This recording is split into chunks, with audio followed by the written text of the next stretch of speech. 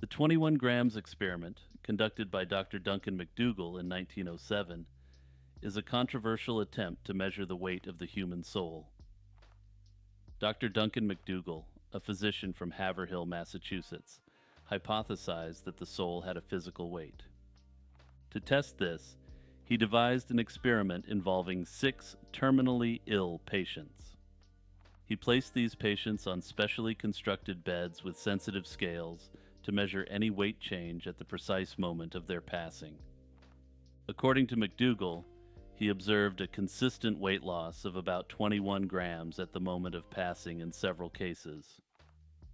He attributed this loss of weight to the departure of the soul from the body. McDougall took meticulous steps to eliminate other possible explanations for the weight loss. He accounted for the loss of bodily fluids and air in the lungs. Despite these controls, critics have pointed out several flaws in his methodology. The sample size was very small, and the precision of his scales was questionable by today's standards.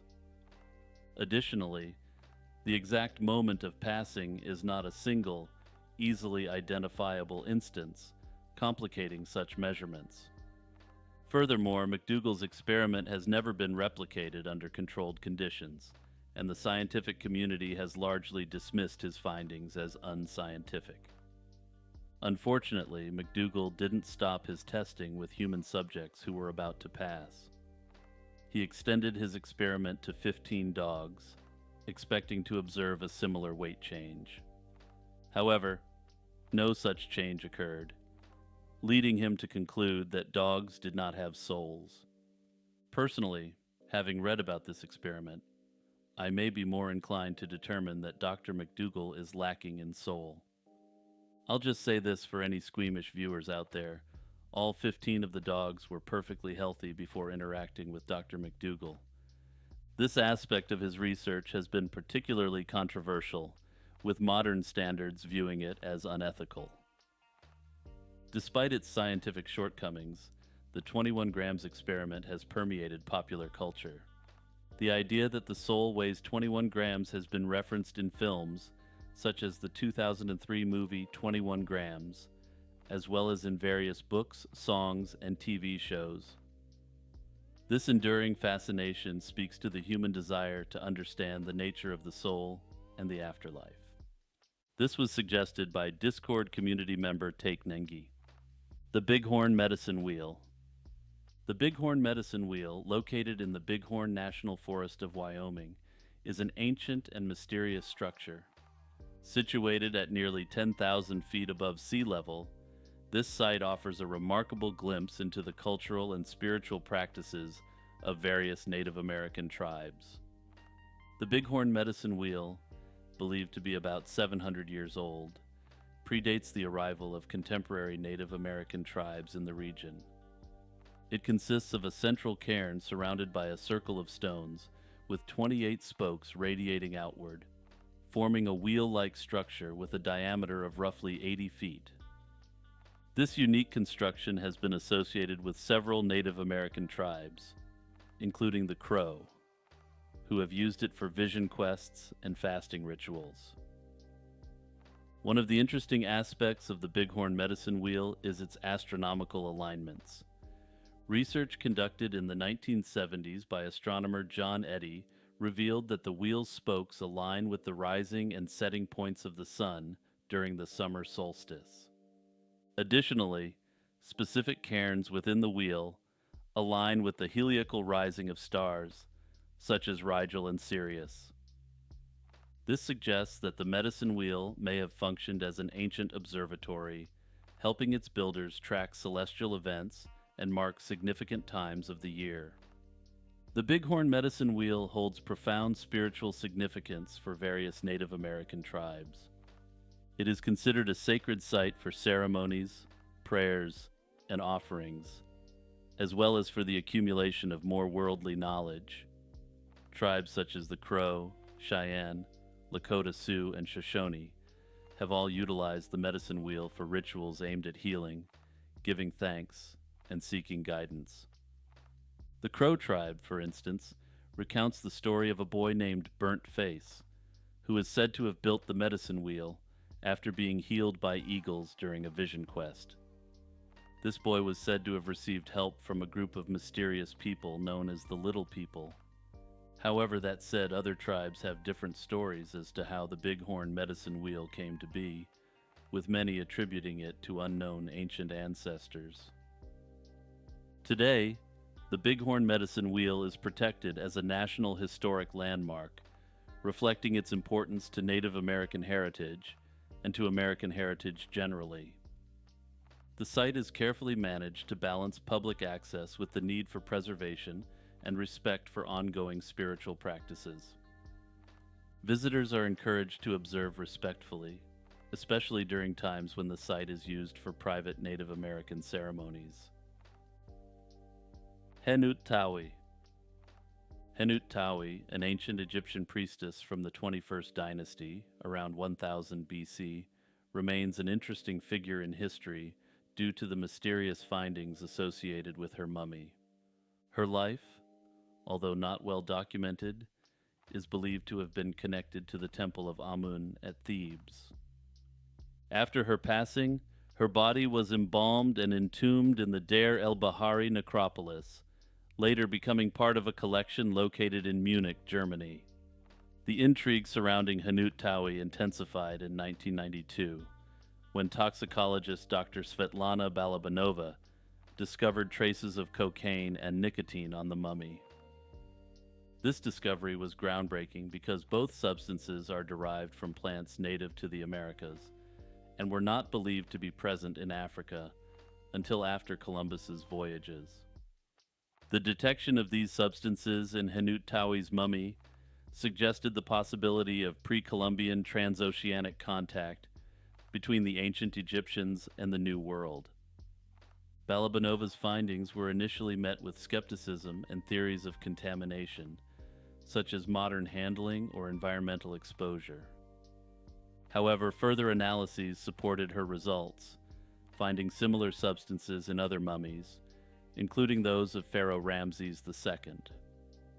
These discoveries have led some researchers to explore the idea that ancient Egyptians might have had trade links with the Americas or other distant lands far earlier than previously believed. Ancient Egyptian seafaring capabilities lend some credence to these theories. Historical records and archaeological discoveries show that Egyptians undertook significant maritime expeditions. One of the most famous was Queen Hatshepsut's voyage to the land of Punt around the 15th century BC. Relics from these journeys depict large ships and exotic goods, indicating that the Egyptians could potentially navigate long distances. However, that said, critics of this theory point out that the land of Punt is likely in present-day Somalia, and while it would have required navigating the Horn of Africa, this wasn't America.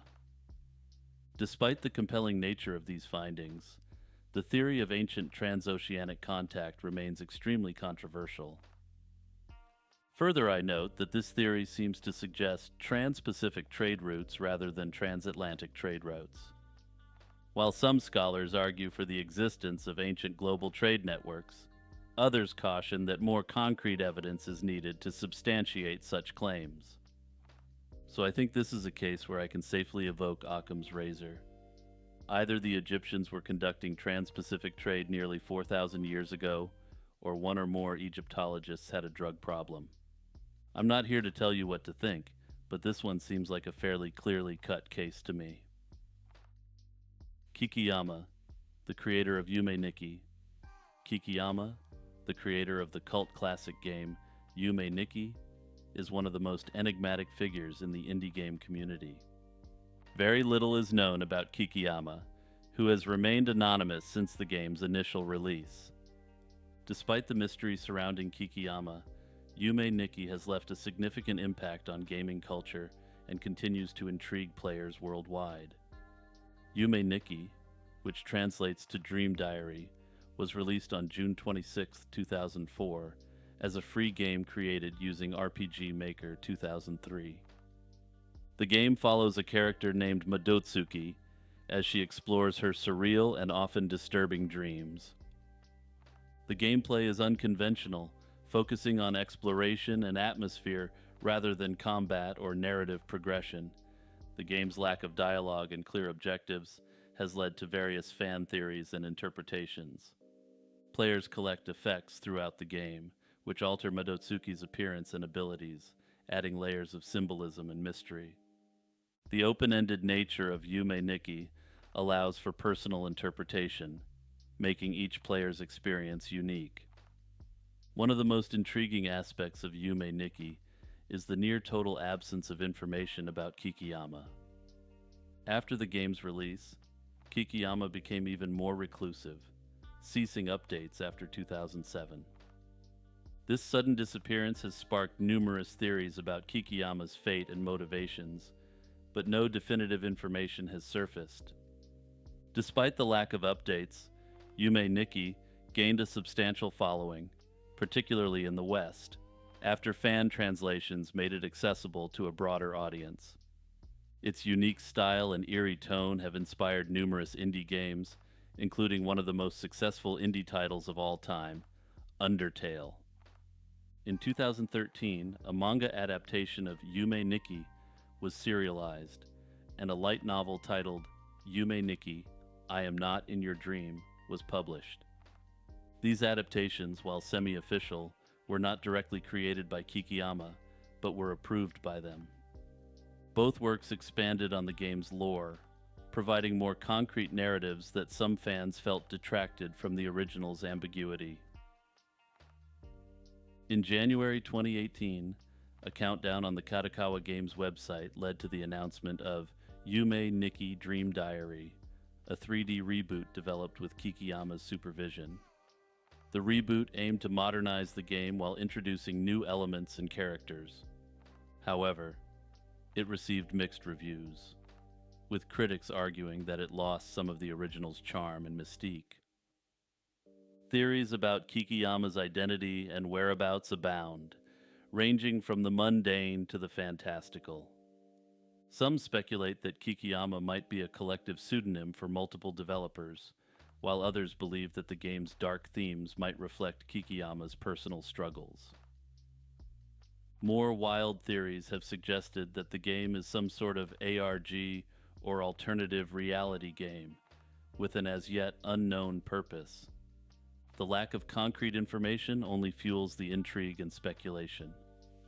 This is a suggestion by Discord community member Marsh. The Flintstones Mandela Effect. The Flintstones Mandela Effect is a phenomenon where many people remember the classic cartoon as the Flintstones, without the first T. This is contrary to its official and historical spelling as the Flintstones. The Mandela Effect, named after people incorrectly remembering Nelson Mandela dying in prison in the 1980s, encompasses a range of such collective false memories. In the case of the Flintstones, the discrepancy lies in the show's title. Despite the correct spelling being Flintstones, referring to flint, a type of stone relevant to the prehistoric setting of the show, a significant number of individuals distinctly recall it as Flintstones. On Reddit, users have shared their experiences and confusion over the Flintstones versus Flintstones discrepancy. Some even claim to recall looking at the title on various platforms and noticing it changing back and forth between the two spellings. In the words of one Reddit user, it was always Flintstones. Flint is a type of stone. Or to put it even more concisely, another Reddit user keenly observed, "What is a Flynn?" The Flintstones Mandela effect is on the exact opposite end of the spectrum of the Fruit of the Loom Mandela effect. That is to say, it has no potential credibility at all, and is clearly just a misheard name. I would argue that Flintstone is a perfectly acceptable way to pronounce Flintstone, and that many people do it unknowingly while speaking fast and casually. Tupac Shakur is alive.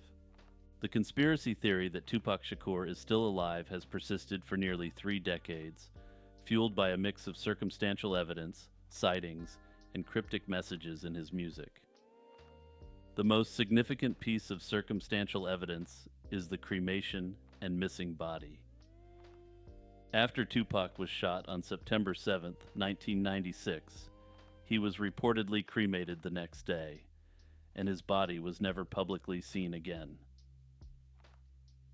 Suge Knight, the CEO of Death Row Records, who was with Tupac when he was shot, has expressed skepticism that the man cremated was Tupac. He has claimed that the man who cremated Tupac disappeared with a substantial amount of money and was never heard from again. This does not appear to have been independently verified in any way. Adding to the mystery is Tupac's posthumous album, The Don Killuminati, The 7-Day Theory, released under the pseudonym Machiavelli. The album cover depicted Tupac as Jesus Christ, hinting at resurrection. Some fans also point to hidden messages in his lyrics and album artwork as evidence that Tupac planned his escape. For example, in the song I Ain't Hard to Find, he raps about rumors of his death being exaggerated. However, critics of this theory note that his lyrics contained references to his own mortality for years before his death. Since his death, Tupac has released more albums posthumously than when he was alive. This prolific output has led some to believe that Tupac continues to record in secret. Lyrics in these albums, such as his repeated claims of returning like Jesus, have been interpreted as hints at his survival.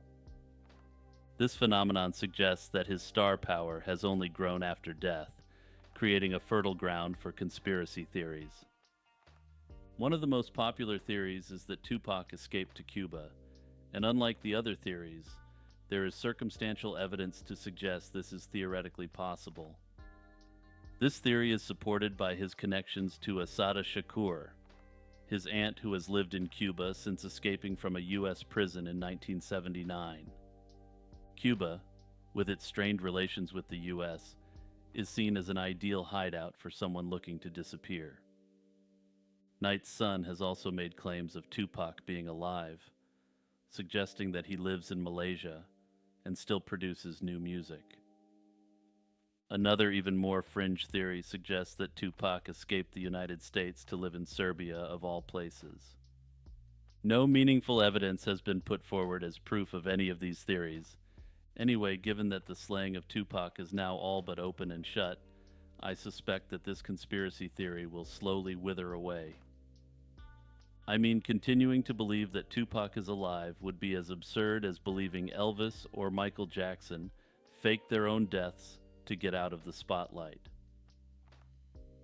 Ant colonies are among the most intricate and organized social structures in the animal kingdom. With a history that dates back to the Cretaceous period, these social insects have developed complex systems that allow them to thrive in diverse environments across the globe. Ants evolved from wasp-like ancestors, approximately 100 million years ago. Over 13,000 species of ants have been classified, but the actual number of species is estimated to be around 22,000. Ants are found on every continent except, perhaps somewhat ironically, Antarctica, and thrive in almost every terrestrial habitat. An ant colony functions as a superorganism, where individual ants work collectively for the survival and success of the colony. The colony's structure typically includes one or several queens, sterile female workers, and male drones. The queen's primary role is reproduction and maintenance of the colony's population levels. She can live for several years and produce millions of eggs during her lifetime. Workers perform various tasks such as foraging for food, caring for the young, maintaining the nest, and defending the colony. Some species also have soldier ants, specialized for defense with larger mandibles and more robust bodies. Ants exhibit a wide range of fascinating behaviors and specializations. For instance, leafcutter ants, known as fungus farmers, cut leaves to cultivate fungus, which they use as their primary food source.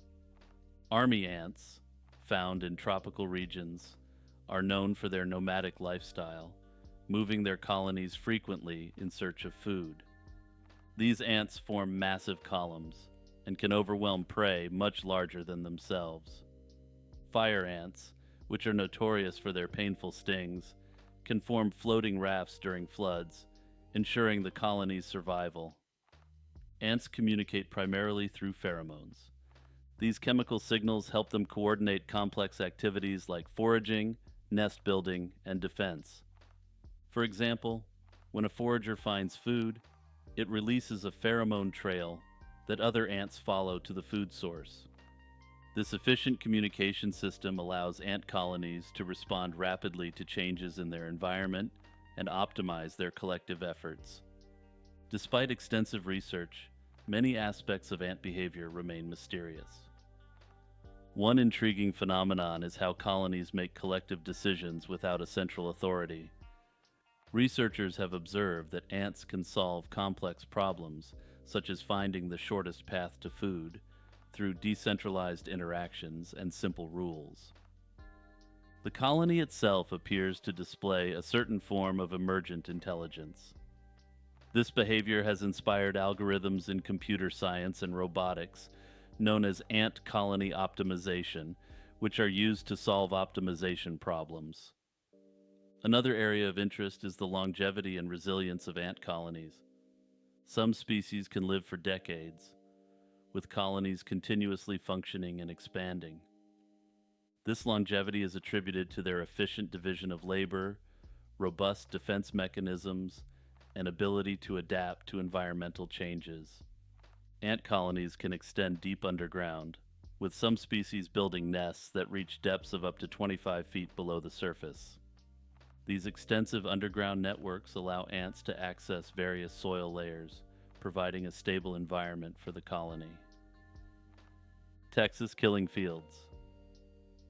The Texas killing fields is a term used to describe a desolate area along I-45 between Houston and Galveston, Texas, where over 30 bodies of women have been discovered since the 1970s. This region, notorious for its grim history, continues to be a focal point of unsolved cases and chilling mysteries.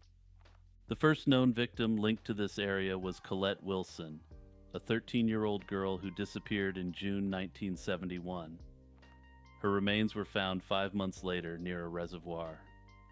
This tragic event set a precedent for many similar cases throughout the 1970s, with several young women being found in or near water bodies, often bound and in distressing conditions.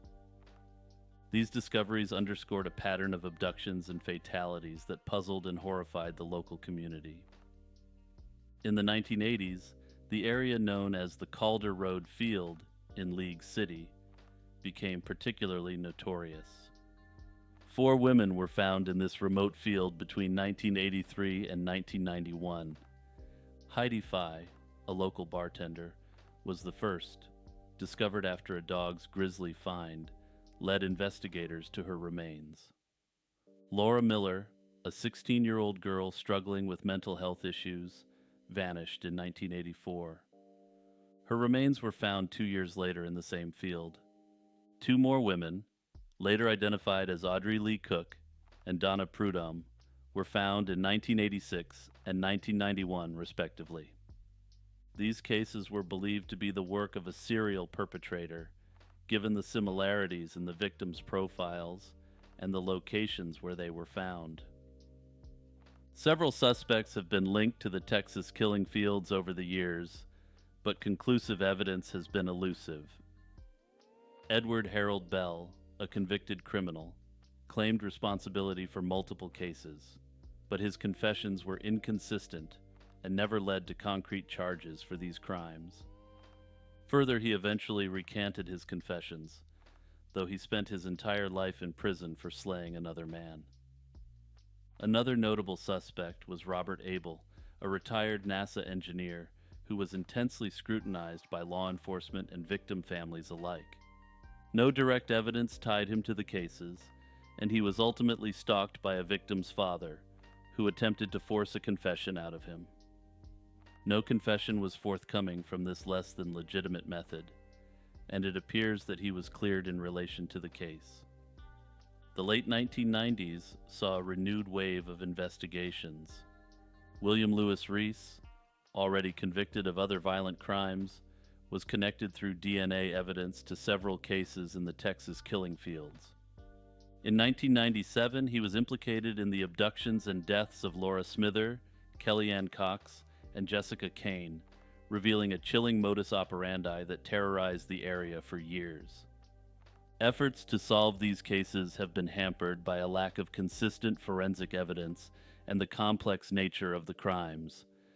Many victims were initially classified as runaways, delaying critical investigative actions.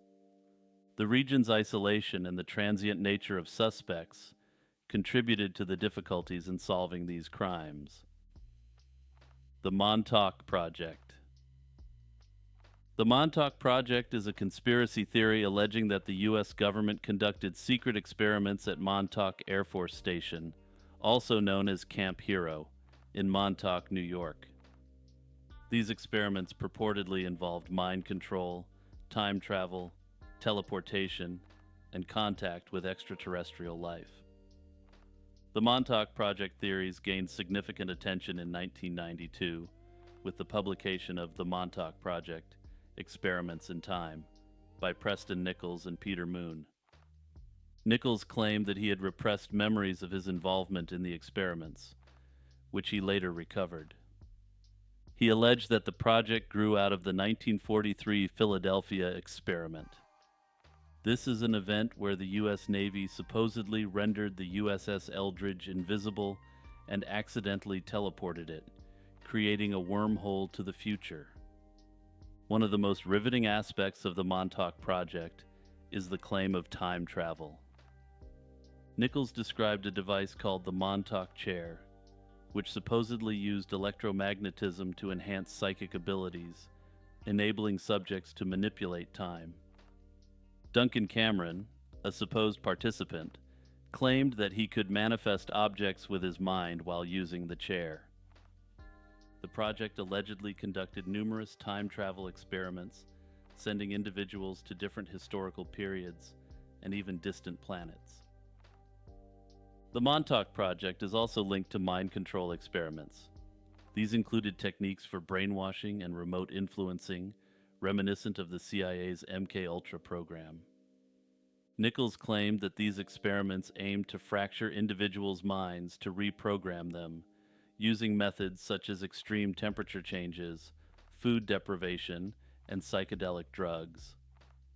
Theories about the Montauk Project also involve interdimensional portals and extraterrestrial encounters.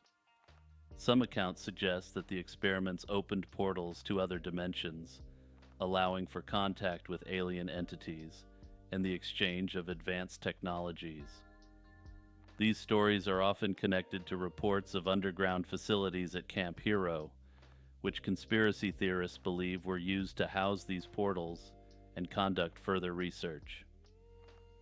The Montauk Project has significantly influenced popular culture, most notably the Netflix series Stranger Things.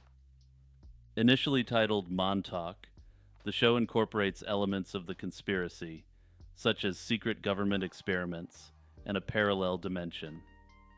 This connection has helped to keep the Montauk Project in the public eye, introducing its bizarre narrative to new audiences. Despite the extensive lore surrounding the Montauk Project, concrete evidence remains elusive.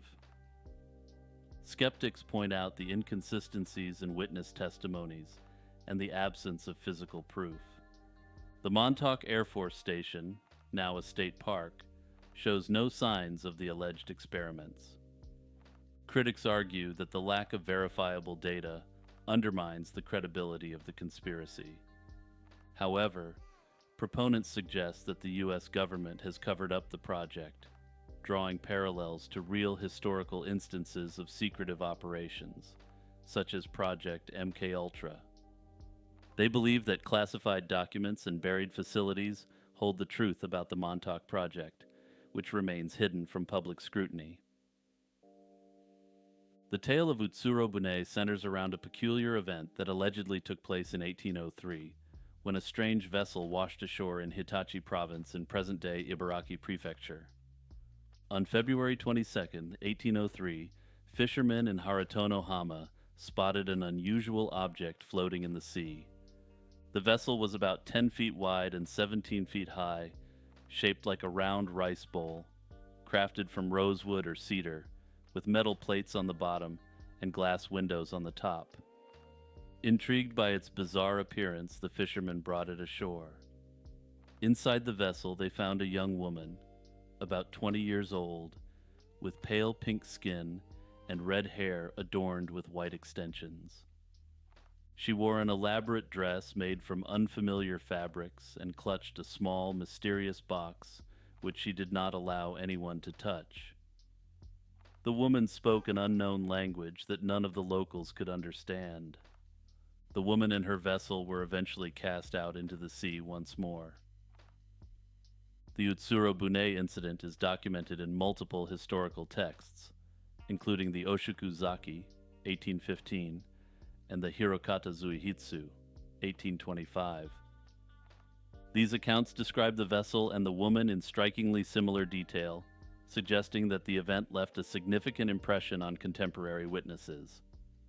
The incident has sparked numerous theories over the years, ranging from the plausible to the fantastic.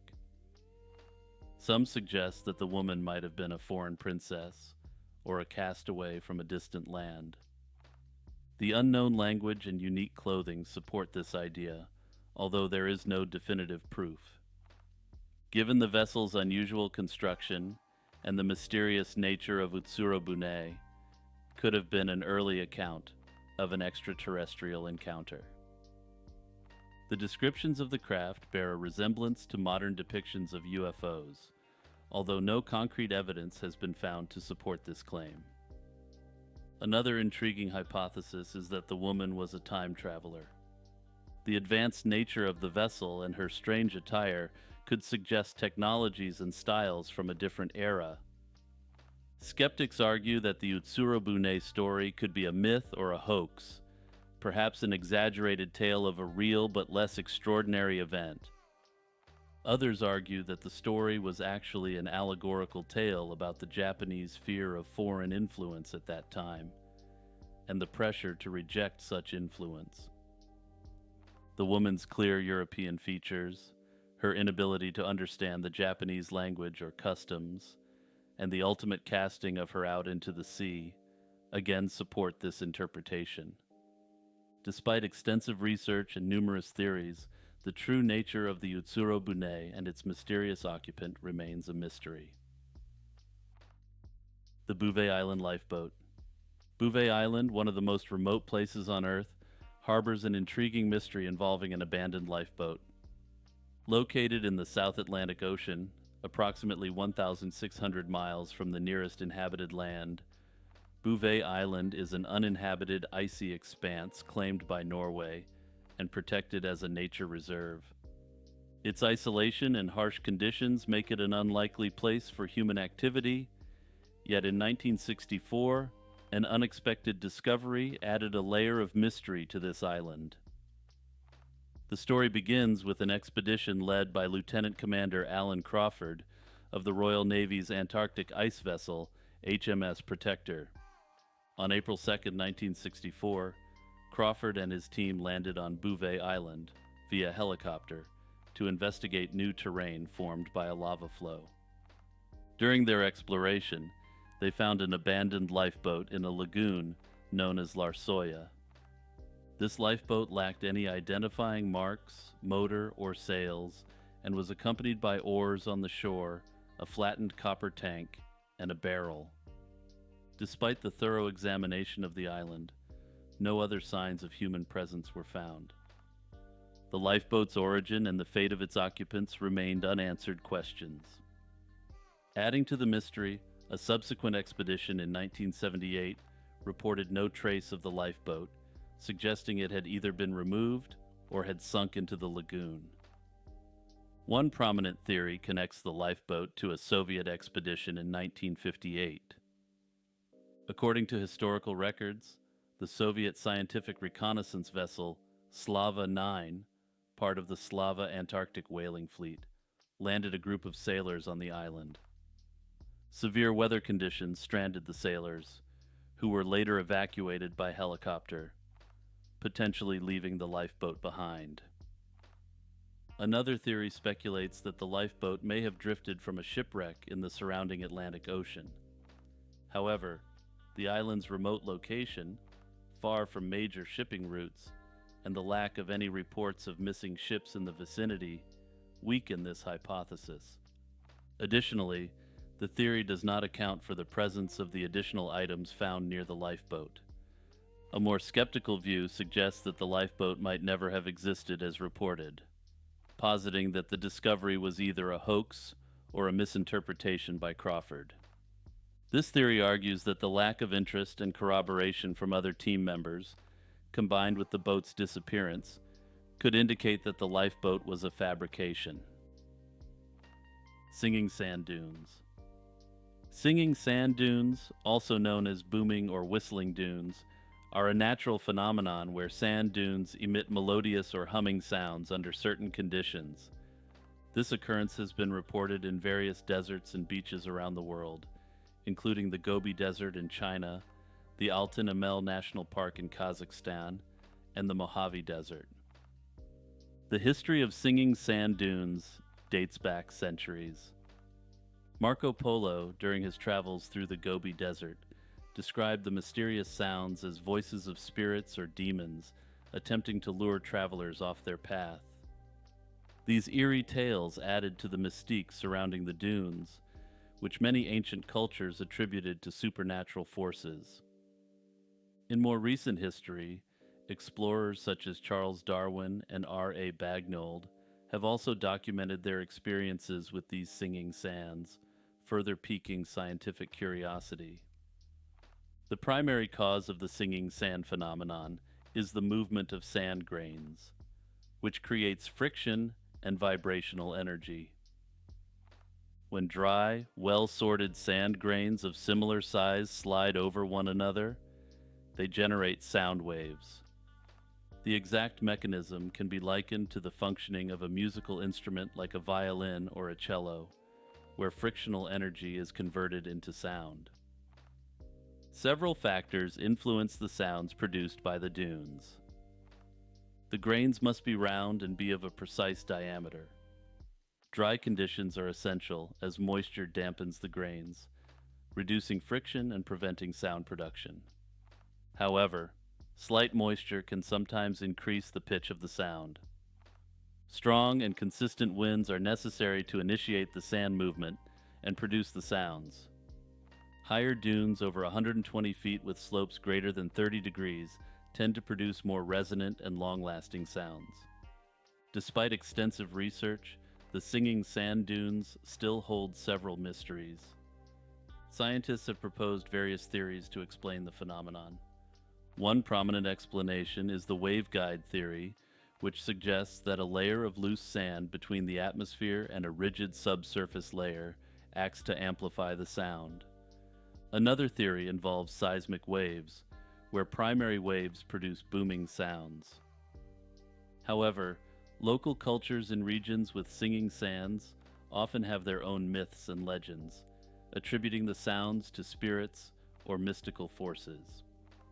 The elevator game. The elevator game is a South Korean urban legend that involves a specific sequence of actions taken in an elevator to purportedly enter another dimension. The game gained widespread popularity on the internet around 2014 and has since become a subject of numerous online discussions and videos. The exact origins of the elevator game are murky. Some sources suggest it first appeared on Korean social media platforms, while others link it to earlier Japanese versions of similar rituals. The game involves using an elevator in a building with at least 10 floors and following a precise sequence of button presses to supposedly enter an alternate dimension. To play the elevator game, a person must be alone in an elevator and visit floors in a specific order: 4, 2, 6, 2, 10, and then finally the 5th floor. On the 5th floor, a woman might enter, but must not be interacted with, or the game will cease. Pressing the button for the 1st floor then should cause the elevator to ascend to the 10th floor instead. This is said to be the sign that the ritual has worked. Believers describe this other world as a dark, empty place where electronic devices fail, and only a red cross is visible through windows. However, there is no concrete evidence supporting these claims. The rules also provide a method to return to the original world by repeating the same sequence. Notably, one of the most intriguing and tragic associations with the elevator game is the case of Elisa Lam. In 2013, surveillance footage from the Cecil Hotel in Los Angeles showed Elisa behaving erratically in an elevator, pressing multiple buttons. Shortly after this footage was recorded, she was found in a water tank on the hotel's roof. This mysterious footage led many to speculate that she was playing the elevator game, though there is no evidence to support this theory. Further later, evidence indicated that she was having a mental health episode, further discounting the elevator game theory. Mysterious monoliths around the world. In late 2020, a series of mysterious monoliths began appearing around the world. These metal structures are reminiscent of those depicted in Stanley Kubrick's 1968 film, 2001: A Space Odyssey. They first garnered attention when a 12-foot-tall monolith was discovered in Utah's Red Rock Desert by a helicopter crew on a routine mission to count bighorn sheep. The monolith, firmly planted in the ground, stood out starkly against the desert landscape, and its origins were unknown, prompting widespread curiosity and a flurry of online theories. Following the Utah discovery, similar monoliths began to surface globally. One appeared in Romania on Batca Domine Hill, notable for its circular engravings, only to disappear soon after, much like its Utah counterpart. The phenomenon quickly gained momentum, with sightings reported in California, Texas, Pennsylvania, and New Mexico, among other places. Each monolith varied slightly in design but maintained a consistent, reflective metal appearance. The appearance of these monoliths led to a variety of theories. Some speculated that they were part of a global art installation. This theory gained traction when an art collective claimed responsibility for the Utah monolith, offering replicas for sale at $45,000 each. They suggested the monoliths were an art stunt designed to capture public attention and evoke a sense of mystery and wonder. However, not all monoliths could be attributed to this art collective. A monolith found on the Isle of Wight in the UK was placed by a local designer, Tom Dunford, as a playful tribute to the ongoing phenomenon. Another in Atascadero, California, was erected by a group of guerrilla artists, but was quickly dismantled by locals. The decentralized and spontaneous nature of these installations indicated that multiple groups or individuals were involved, inspired by the initial Utah discovery. The materials and construction methods of the monoliths further fueled speculation. While some were clearly man-made, with visible welds and tool marks, their sudden and unexplained appearances led to conjecture about extraterrestrial involvement or secret governmental projects. The Utah monolith was speculated to be a leftover movie prop due to the region's history as a filming location for numerous Hollywood productions. Despite these theories, no definitive proof has emerged linking the monoliths to any single source or purpose. The global spread of monoliths included locations as far-flung as Japan, Norway, Bolivia, and New Zealand. Each sighting attracted media coverage and public interest, with some installations even becoming local tourist attractions before their eventual removal. The craze died down in 2021, and it appears that no further monoliths have been seen since. The 1976 Tehran UFO incident. On the night of September 19, 1976, residents in the Tehran, Iran metro area reported seeing a bright object in the sky. The object was described as a glowing, pulsating light, which was initially mistaken for a star or bearcraft. However, The behavior of this object soon led to more serious concern. It moved erratically and emitted a light so intense that it temporarily blinded those who looked directly at it. The Imperial Iranian Air Force scrambled two F-4 Phantom II jets to intercept the unidentified object. The first jet experienced complete instrumentation failure as it approached the object, forcing it to return to base. The second jet, piloted by Lieutenant Parviz Jafari, also encountered similar issues. As Jafari neared the object, his weapons and communication systems failed, only to return to normal when he distanced himself from the object. Eyewitness accounts from both military and civilian observers were consistent.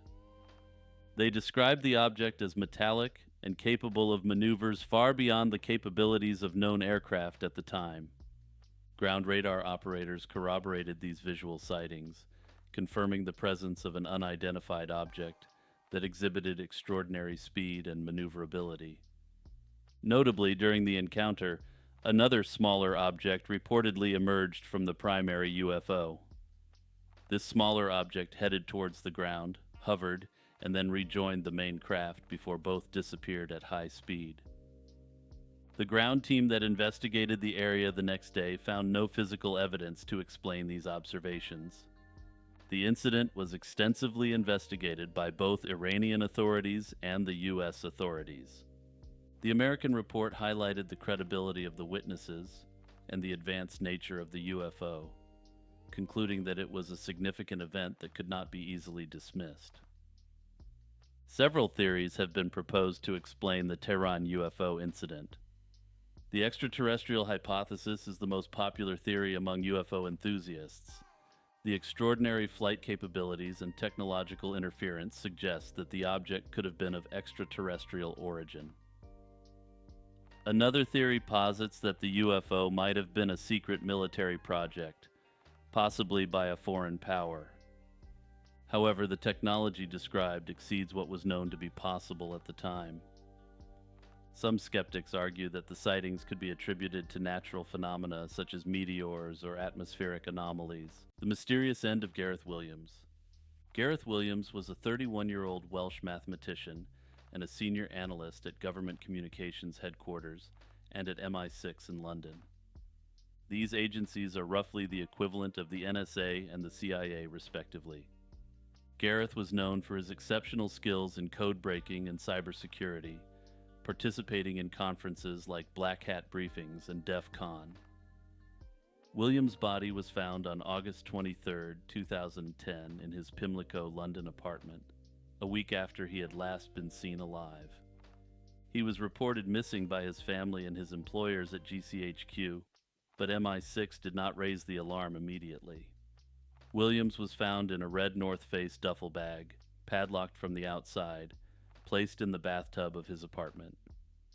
His decomposing body complicated the determination of the exact cause of death, leading to numerous speculations and extensive investigations.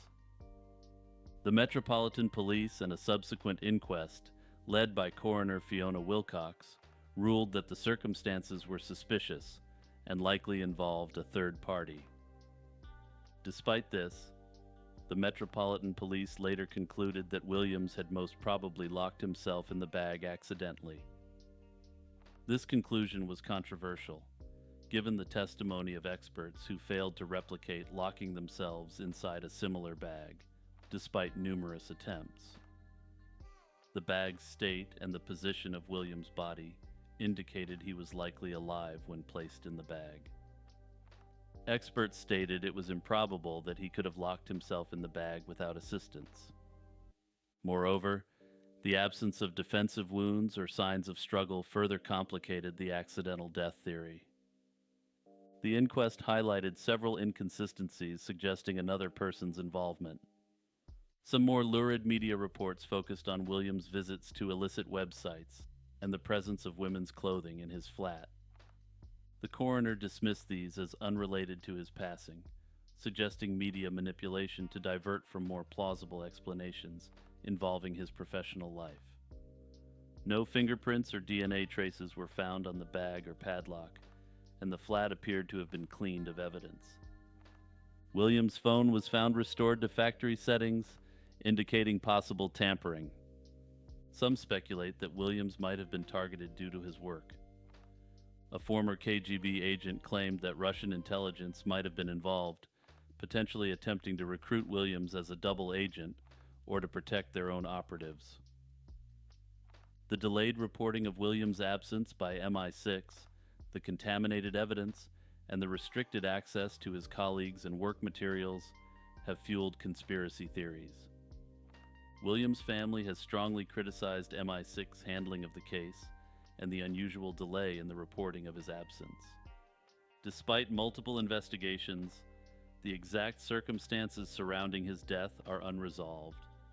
This is a suggestion by patron and Discord member Monoxide Wendigo. Lost cosmonauts. The term lost cosmonauts refers to a theory suggesting that the Soviet Union may have concealed failed missions involving cosmonauts during the early years of the space race. The conspiracy theory first gained traction in the early 1960s.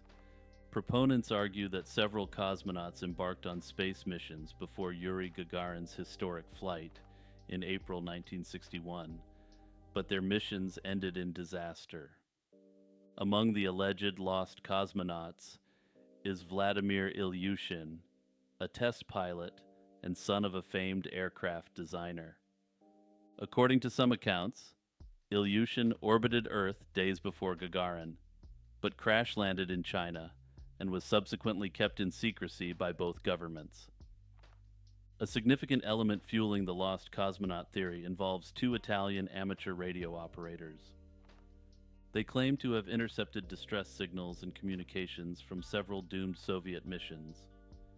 Notably, they reported picking up an SOS signal in 1960 from a spacecraft moving away from Earth, indicating a possible failed mission launched into deep space. The most chilling of their recordings was purportedly from a female cosmonaut who described seeing flames and experiencing extreme heat, suggesting a re-entry failure. Despite these dramatic accounts, many experts and historians regard the Italian recordings as hoaxes or psyops, noting inconsistencies and lack of corroborating evidence.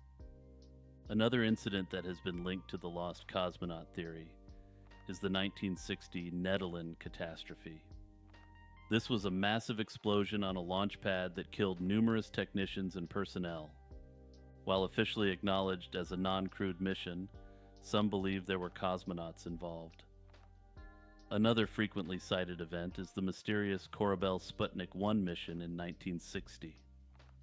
Officially an unmanned test, science fiction writer Robert Heinlein reported meeting Soviet defectors who suggested it was manned.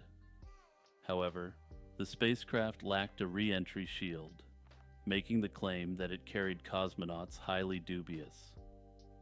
The Soviet Union's notorious secrecy during the Cold War provides fertile ground for such theories. Early space missions were often conducted in secrecy, and failures were typically not disclosed to the public. For instance, Valentin Bondarenko, part of the first group of cosmonauts, died in a training accident in 1961. His death was covered up for years, adding to the narrative of concealed cosmonaut fatalities.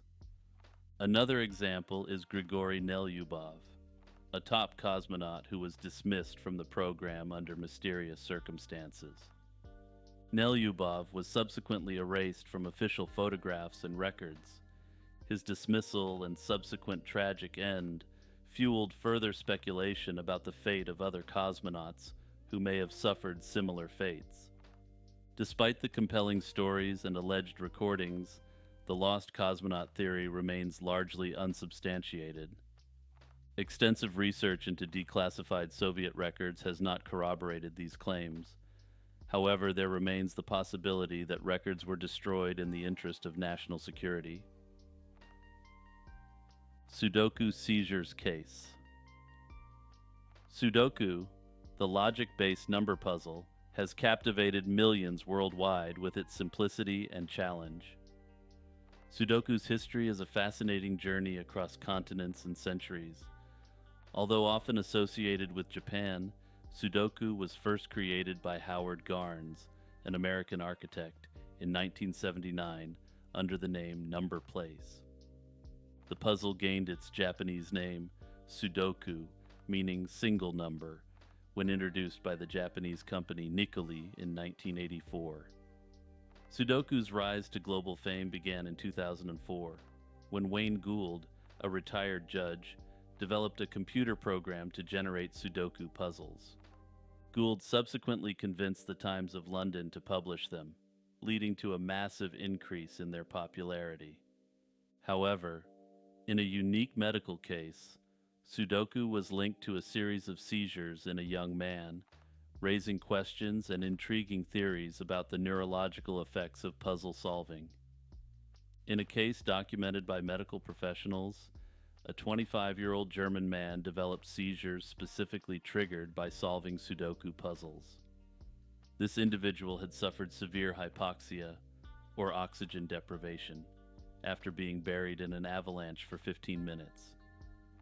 The lack of oxygen caused significant brain damage, particularly in the right parietal cortex, which is responsible for visuospatial tasks. During rehabilitation, the man engaged in various activities without issue until he began solving Sudoku puzzles. The cognitive process of arranging numbers in a grid triggered clonic seizures in his left arm. Neurologists found this puzzling as other activities, including reading and writing, did not provoke similar responses. An MRI revealed heightened activity in the damaged brain region and loss of inhibitory neurons, causing signals to spill into adjacent areas controlling arm movement. This case was identified as a form of reflex epilepsy, where specific stimuli, in this case Sudoku, trigger seizures. Reflex epilepsy is rare, with triggers ranging from flashing lights to specific thoughts. Several mysteries and theories surround this case. One theory suggests that the visual and spatial demands of Sudoku, coupled with the man's specific brain damage, created a perfect storm for triggering seizures. Another theory posits that the method he used to solve the puzzles, arranging numbers in a 3D manner, might have exacerbated the neurological response. The precise neural Shrekinism remains unclear, prompting further research into how specific cognitive tasks can trigger seizures in individuals. The Mayerling Incident. The Mayerling Incident revolves around the tragic end of Crown Prince Rudolf of Austria and his lover, Baroness Mary Vetsera. Their bodies were discovered on January 30th, 1889, in a hunting lodge in Mayerling, a small village located in Austria. The official story presented by the imperial court initially attributed Rudolf's demise to a heart condition, but it quickly became apparent that there was much more to the story.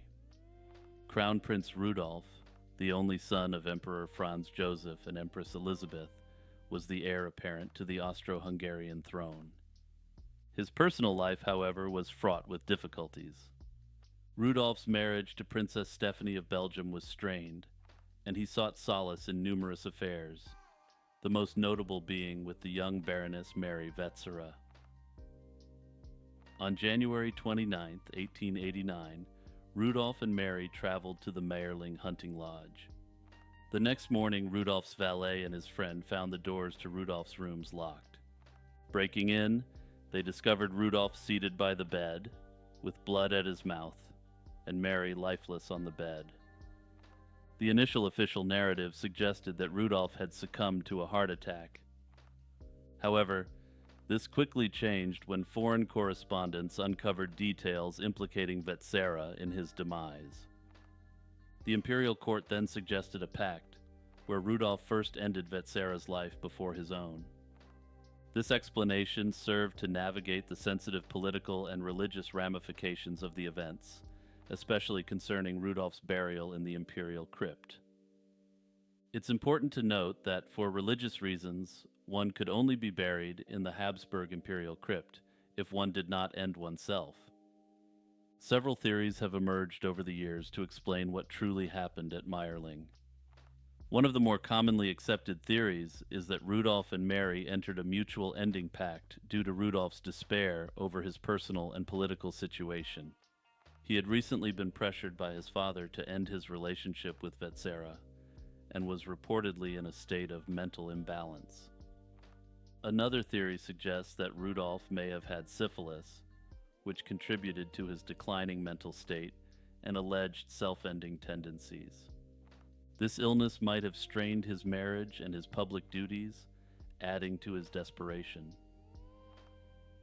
There are also numerous conspiracy theories which have arose over the years. One posits that Rudolph was slain as part of a political plot, possibly involving Vetsera's family or other political factions. This theory is partly fueled by inconsistencies in the official accounts and the rapid closure of the investigation.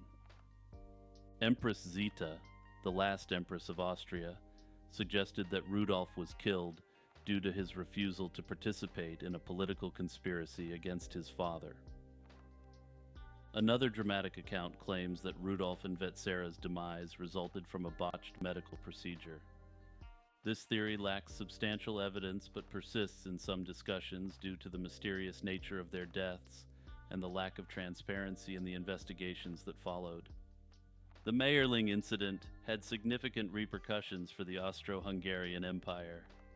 With Rudolph's passing, the line of succession was disrupted, eventually leading to Archduke Franz Ferdinand becoming the heir presumptive. His assassination in 1914 was a catalyst for the outbreak of World War I, for those who know. With this character's death, the thread of prophecy is severed. Restore a saved game to restore the weave of fate, or persist in the doomed world you have created. The reading mania. The term reading mania, also known as reading fever, emerged in the 18th century to describe the widespread and intense passion for reading that gripped Europe.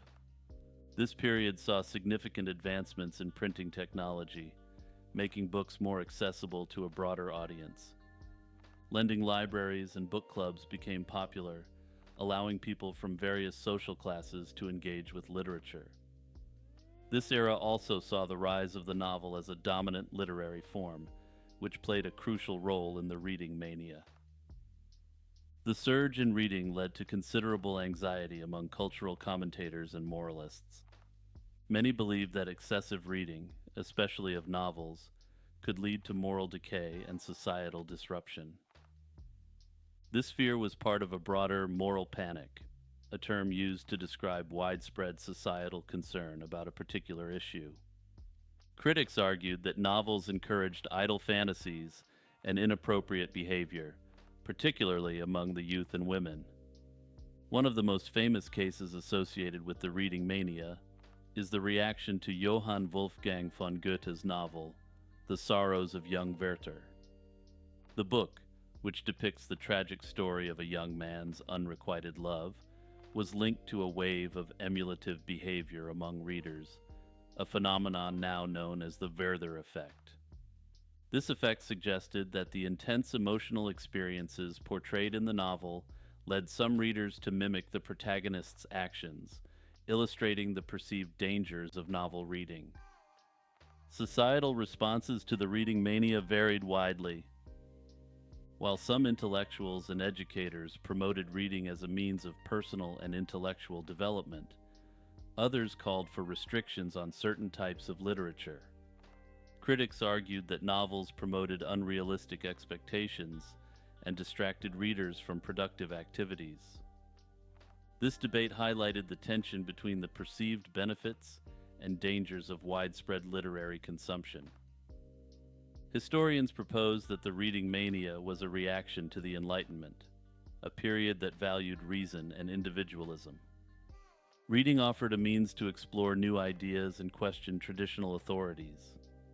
In my view, the so-called reading mania was likely just the 18th century version of kids these days, rather than an actual phenomenon.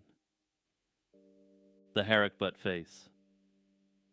The Harbut face is a mysterious stone face located deep in the Peruvian Amazon within the Amaracayeri Communal Reserve. This region, Rich in biodiversity, is also home to the indigenous Harbut people. The Harbut people have inhabited the Madre de Dios region for several thousand years, and their legends and oral traditions play a crucial role in their cultural identity.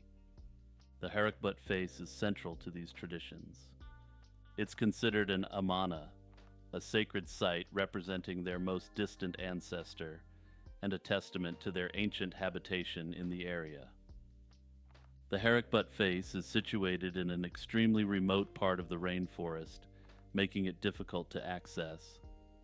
Perched above a rapidly flowing Amazonian river, the Harbut face is an imposing and realistic human visage carved into sedimentary rock, covered with moss.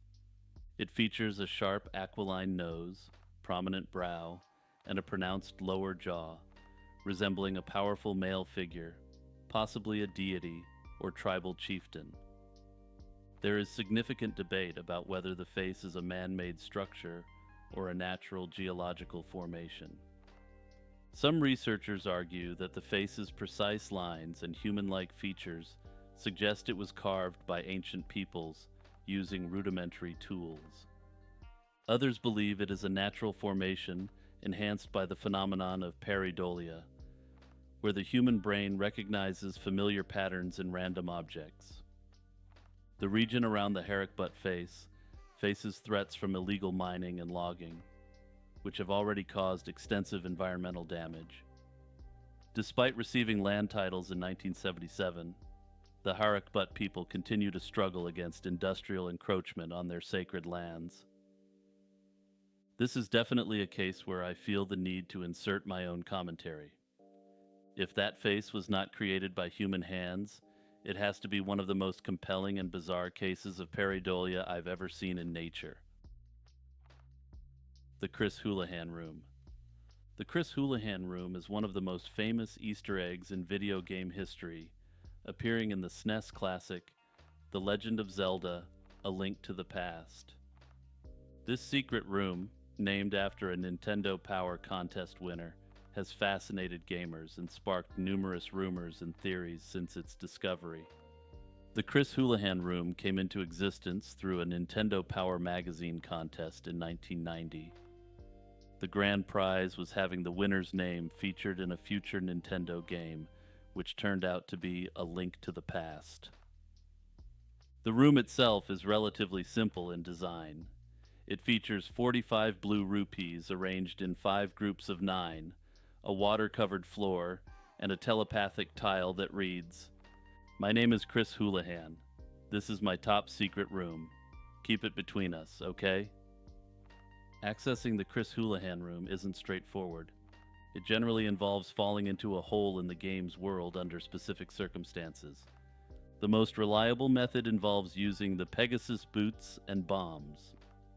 From the sanctuary, players must navigate to a particular spot, drop a bomb to position Link precisely, and dash with the Pegasus boots into a hole. Honestly, reading the full steps to how to access this room online sounds like a totally ridiculous schoolyard rumor that actually happens to be true. There are several rumors and theories about the room's purpose and origin. One popular belief is that the room was designed as an error handler, a place for the game to send the player if it couldn't determine where Link should land after falling into a hole. Another aspect of the mystery is the removal of Chris Houlihan's name in later versions of the game. In non-American versions and the Game Boy Advance port, the room still exists, but without the telepathic tile bearing Chris's name. This change has led to speculation about the reasons behind the name's removal, although no definitive explanation has been provided by Nintendo. Further, Chris Houlihan himself is a mystery. Despite this being one of the most well-known video game urban legends and one of the most beloved series in history, the identity of Chris Houlihan is still unknown. That is to say, no one has ever come forth and said, "Hey, it's me. I'm the Chris Houlihan who won the contest," and provided definitive proof for it. London after midnight. London After Midnight is a lost 1927 silent mystery horror film directed by Todd Browning and starring the legendary Lon Chaney. The film, originally titled The Hypnotist, was produced by Metro-Goldwyn-Mayer, better known as MGM, and became one of the most iconic pieces of lost media in film history. This film, notable for Chaney's dual role as both Inspector Edward Burke and the sinister Man in the Beaver Hat, encapsulates the essence of early horror cinema. London After Midnight was released during the peak of the silent film era, premiering on December 3, 1927. The film's plot revolves around a Scotland Yard detective, Edward Burke, who is called to investigate the mysterious demise of Roger Balfour.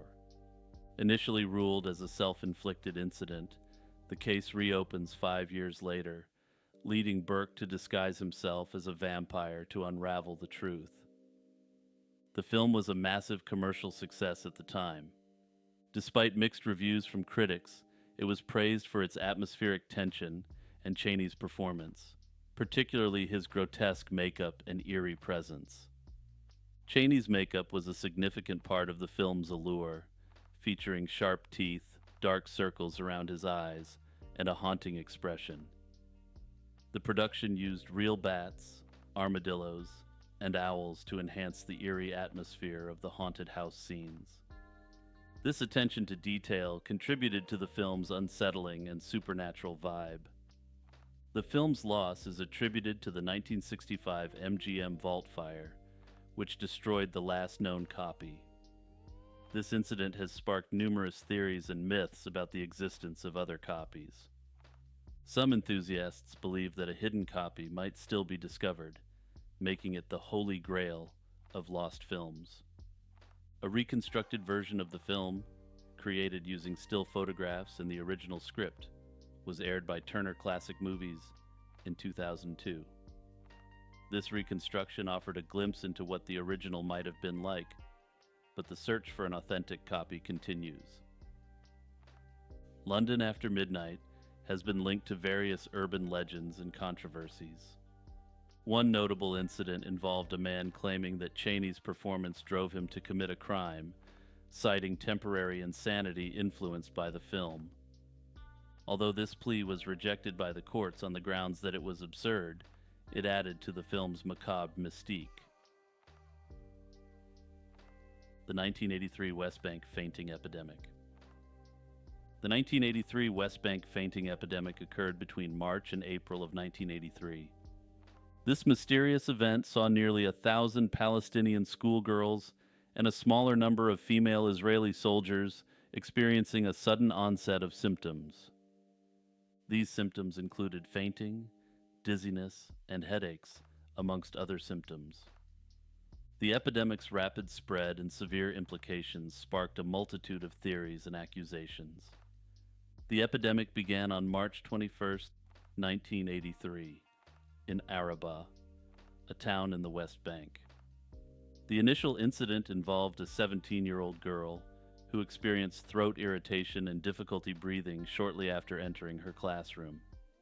Her symptoms soon spread to her classmates and teachers, prompting public health authorities to investigate. Over the next few hours and days, the number of affected individuals skyrocketed, and similar outbreaks were reported in other parts of the West Bank, including Jenin and Hebron. These symptoms appeared in 3 distinct waves, primarily impacting young girls in schools, but also affecting some adult women and a few Israeli soldiers. The epidemic quickly became a hotbed for political accusations and conspiracy theories. Palestinian authorities accused Israel of deploying chemical agents to poison young Palestinian women, a claim vehemently denied by Israeli officials. Conversely, some Israeli authorities suggested that the Palestinians were staging the incidents to provoke international sympathy and political agitation. The Centers for Disease Control and Prevention in the United States and other health organizations conducted thorough investigations to determine the cause of the symptoms. Environmental tests were performed to check for toxic gases, including hydrogen sulfide and other potential airborne toxins. Despite finding low concentrations of hydrogen sulfide near one school, no consistent environmental toxins were identified that could account for the widespread symptoms. In the end, most health experts concluded that the epidemic was largely psychosomatic, driven by mass hysteria. The tense political climate, combined with widespread media coverage of the symptoms and fears of poisoning, likely contributed to the psychological propagation of the epidemic.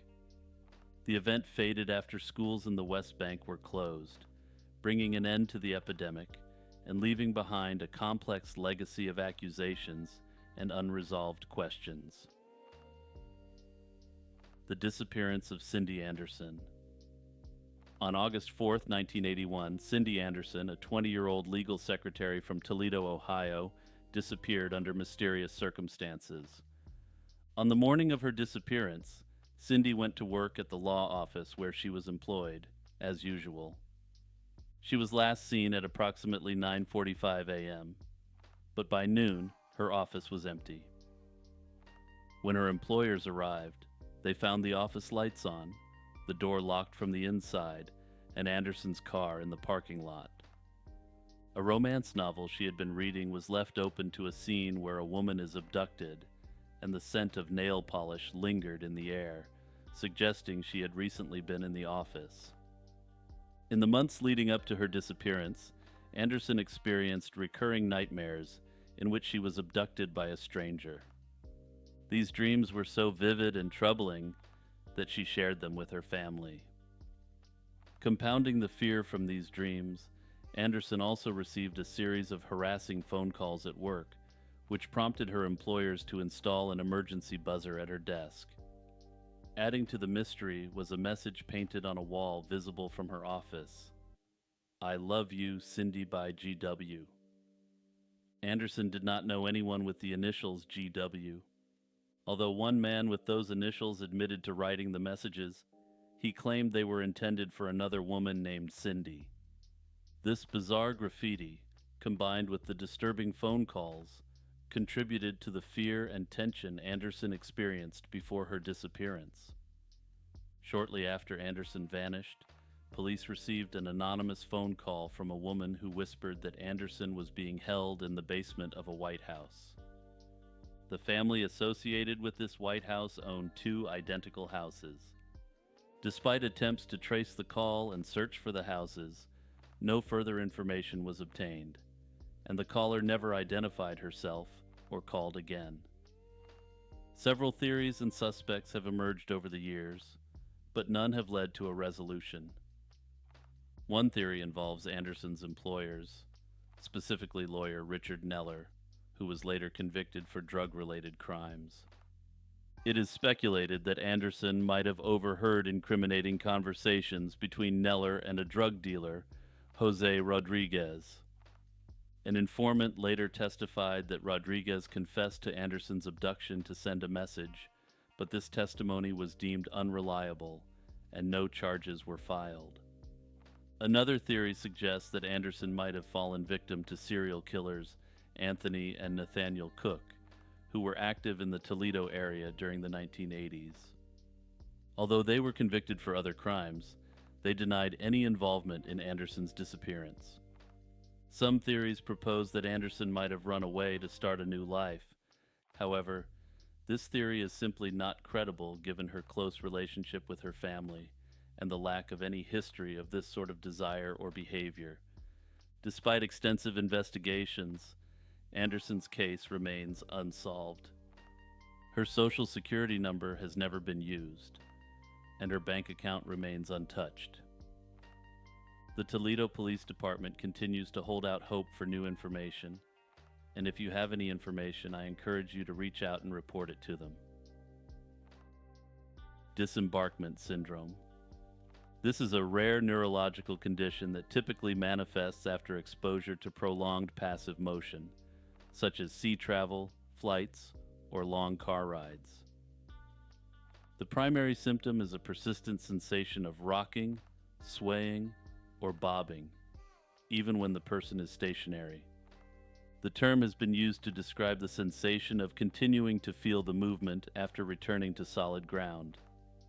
These symptoms were documented as far back as the early days of sea exploration. However, it wasn't until more recent times that the condition was recognized as a distinct medical syndrome. The formal recognition of this condition has helped in understanding and diagnosing it more accurately. Patients often describe the sensation as similar to being on a boat, with rocking and swaying motions. This can lead to difficulties with balance, coordination, and cognitive function, often referred to as brain fog. Other symptoms may include anxiety, depression, and fatigue. The most common trigger for disembarkment syndrome is sea travel, but it can also be induced by other forms of motion, such as air travel, car rides, and even virtual reality experiences. Some cases are spontaneous, arising without a clear motion-related trigger, possibly linked to stress, hormonal changes, or other neurological factors. The exact cause of this rare syndrome remains a mystery at present. One prevailing theory suggests that the condition results from a maladaptation of the brain's vestibular system, which controls balance and spatial orientation. When the motion stops, the brain fails to readjust to a stable environment, causing the persistent sensations of movement. Another hypothesis involves the vestibulo-ocular reflex, which helps stabilize vision by coordinating eye and head movements. Researchers have developed treatment protocols that aim to readapt the vestibulo-ocular reflex, showing significant success in alleviating symptoms for some patients. More recent studies have explored the potential of repetitive transcranial magnetic stimulation, a neuromodulation technique that uses magnetic fields to influence brain activity. Marian Stokes. Marian Stokes was a Philadelphia-based civil rights activist, librarian, and television producer whose unique obsession with archiving television news footage spanned over 3 decades. Born on November 25, 1929, she was deeply influenced by the political and social movements of her time. Stokes' most notable endeavor began in 1979 during the Iran hostage crisis. She became convinced that the way news was being reported could alter over time, potentially distorting facts. To combat this, she started recording television news around the clock. This effort quickly evolved into an all-consuming project that lasted until her death in 2012. Over 33 years, she amassed a staggering collection of around 71,000 VHS and Betamax tapes, capturing over 800,000 hours of news broadcasts, commercials, and even talk shows. Her recording setup included multiple televisions and recorders running simultaneously in her home. Initially, Stokes managed the recordings herself, swapping tapes every 6 to 8 hours. As her health declined, she hired assistants to help maintain the rigorous schedule. Her commitment to this archival project required significant personal sacrifices and led her to purchase multiple storage units and even several apartments. By the end of her life, she owned 12 properties, all of which were dedicated to the preservation of lost media.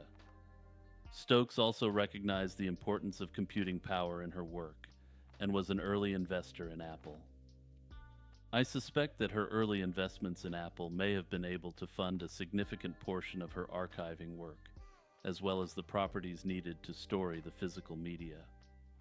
Her passion for technology was indicative of her forward-thinking mindset and dedication to preserving contemporary history through any means available. Marian Stokes' life and work are surrounded by several mysteries.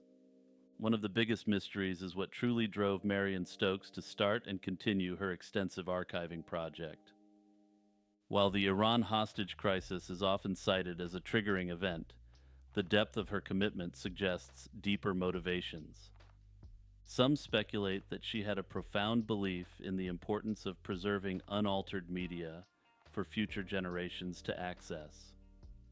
She perhaps foresaw a time when historical records might be lost or altered.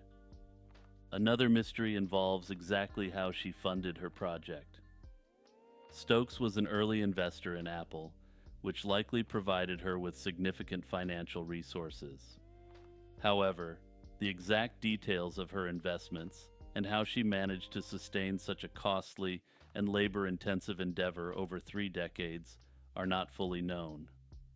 Her ability to maintain this project without external funding or support raises questions about her financial management. The full extent of the unseen footage remains one of the greatest mysteries. Given that her collection spans major historical events, cultural shifts, and everyday news, researchers believe there could be invaluable footage that has yet to be discovered. The potential for uncovering lost broadcasts or rare news segments continues to be a point of fascination for historians and archivists. After Marian's death, her son recognized the historical value of her collection and partnered with the Internet Archive to digitize and make the tapes accessible to the public. The digitization process is an ongoing effort due to the sheer volume of material and the challenges associated with preserving and converting old videotapes. Personally, I'm looking forward to the digitization process being completed so I can watch the inevitable Blame It on Jorge video about it. The Yurei. Yurei, often translated as faint spirits, are a significant part of Japanese folklore and belief. These ghostly apparitions are comparable to Western ghosts, but come with their own unique traits and stories. The concept of Yurei originates from ancient Japanese beliefs that everyone has a spirit or soul. Upon death, the soul leaves the body and enters a form of purgatory. If the proper funeral rites are not performed, or if the person died under traumatic circumstances, the soul may transform into a Yurei and return to the physical world. Common characteristics of Yurei include long, disheveled hair, white burial kimono, and a lack of feet, giving them a floating appearance. They are often depicted with lifeless hands that dangle from their wrists, and are accompanied by eerie, floating flames called hitodama. Yurei are generally categorized based on their reasons for haunting, with the most common and feared being the onryo. These spirits seek vengeance for some wrongs they had to endure during life, and are the most likely to engage in violent sorts of activities. These spirits often take part in quote-unquote poltergeist-like activity, where they influence the world around them in a very real and unwelcome way. Not all spirits are considered malevolent, and some are even welcomed. For instance, spirits of children are considered mischievous, but if they are treated well, they will bring good fortune to a household and eventually depart. Several Yurei stories have stood the test of time and remain popular in Japanese culture. However, the most popular is likely Oiwa from the story Yotsuya Kaidan, which depicts an extremely destructive onryo type of ghost. Oiwa was betrayed and poisoned by her husband, leading to her disfigurement and death. Her disturbing and disfigured spirit relentlessly haunts her husband until he loses touch with reality and dies. Further adding to the popularity of this ghost story is the fact that it is allegedly based upon a true story of a woman in the 17th century. Notably, this story has been depicted on stage and in film numerous times over the last few centuries, and unsurprisingly, there are superstitions associated with adapting the tale. The cast and crew of any such production typically visit Oiwa's grave prior to the production and make offerings to her spirit in an attempt to placate this angry ghost. If offerings are not made in a proper way, it is said that the individuals involved in the production may incur the wrath of Oiwa. The Beast of Bladenboro. The Beast of Bladenboro is a creature that sparked fear in the small town of Bladenboro, North Carolina, due to its mysterious and violent attacks on local animals. The first recorded incident occurred on December 29, 1953, when a woman in Clarkton, a town near Bladenboro, heard her neighbor's dogs barking and whimpering.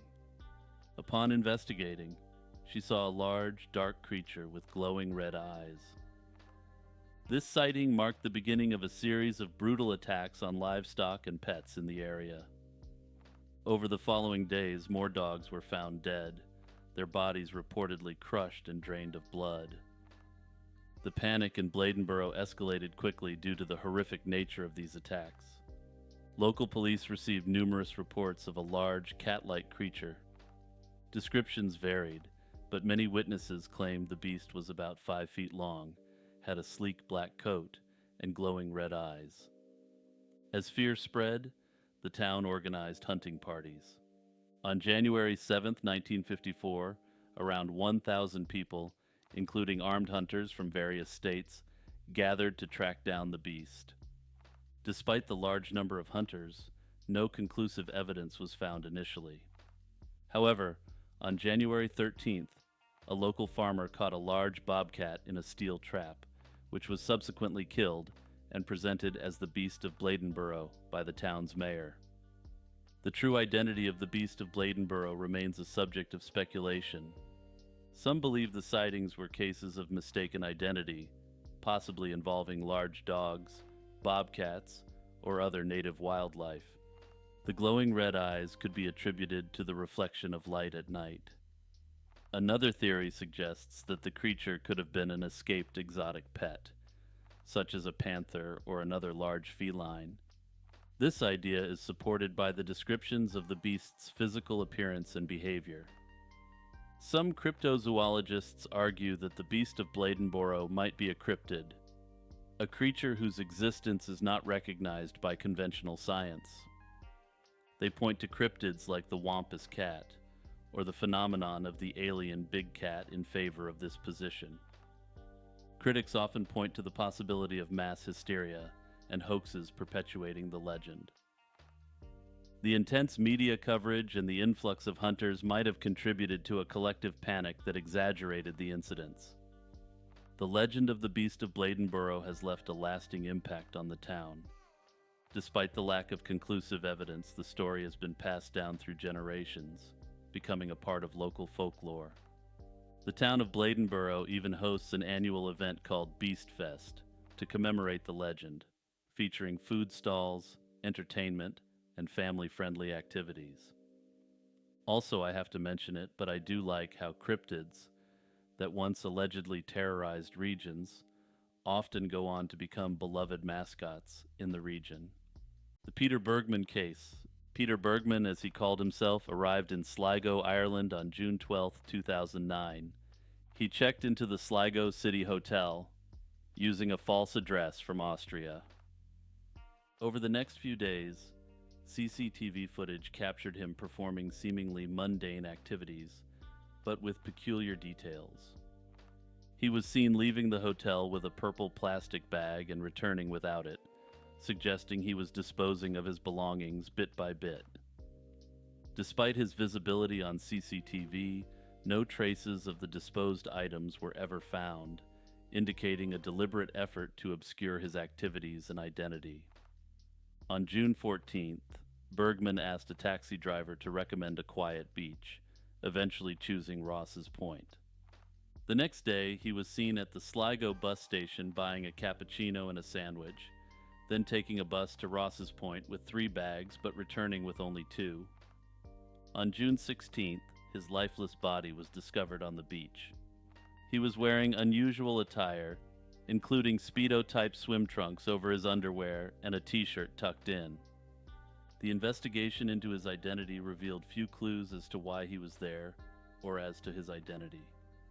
He had no identification, and the labels on his clothes were removed. His physical condition was another layer of the mystery.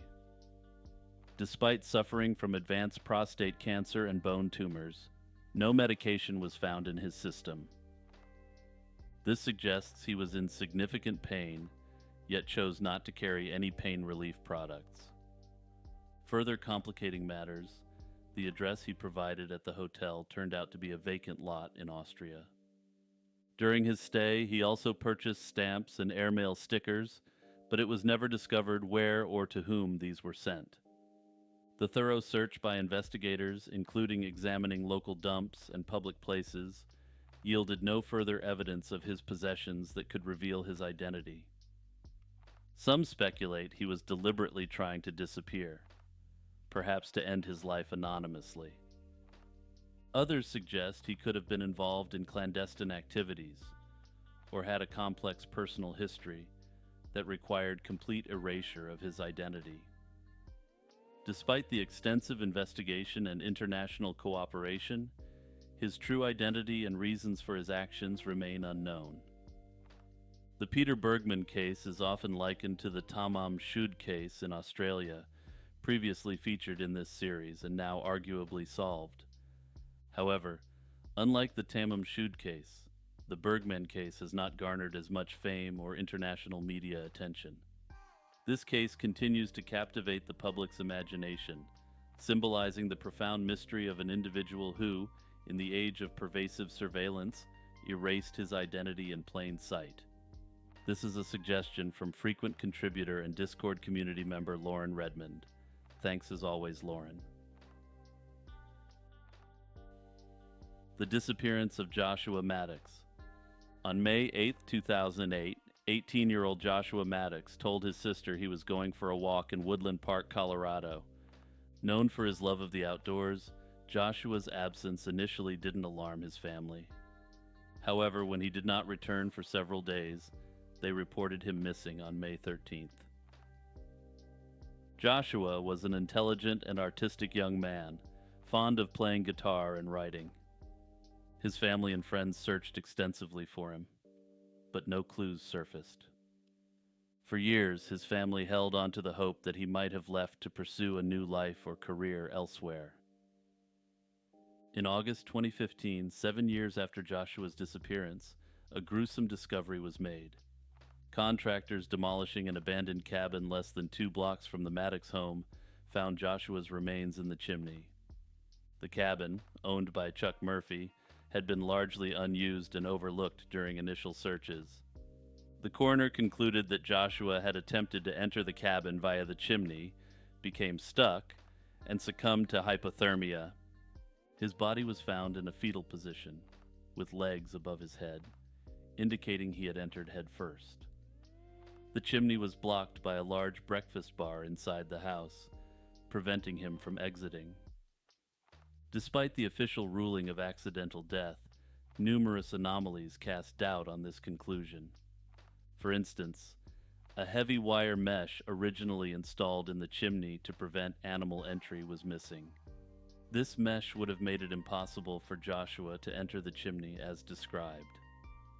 Additionally, Joshua's clothes were found folded inside the cabin, suggesting he had undressed before attempting to enter the chimney. Murphy, the cabin owner, and others questioned the accidental death ruling, pointing out these inconsistencies. Murphy noted the cabin's isolated location and the fact that no signs of forced entry or struggle were found. The mysterious circumstances of Joshua Maddox's disappearance and the condition in which his body was found have led to various theories. Some suggest foul play, considering the position and location of his body and the missing wire mesh. Others speculate on possible misadventures or mental distress, although Joshua was reportedly in good spirits before his disappearance.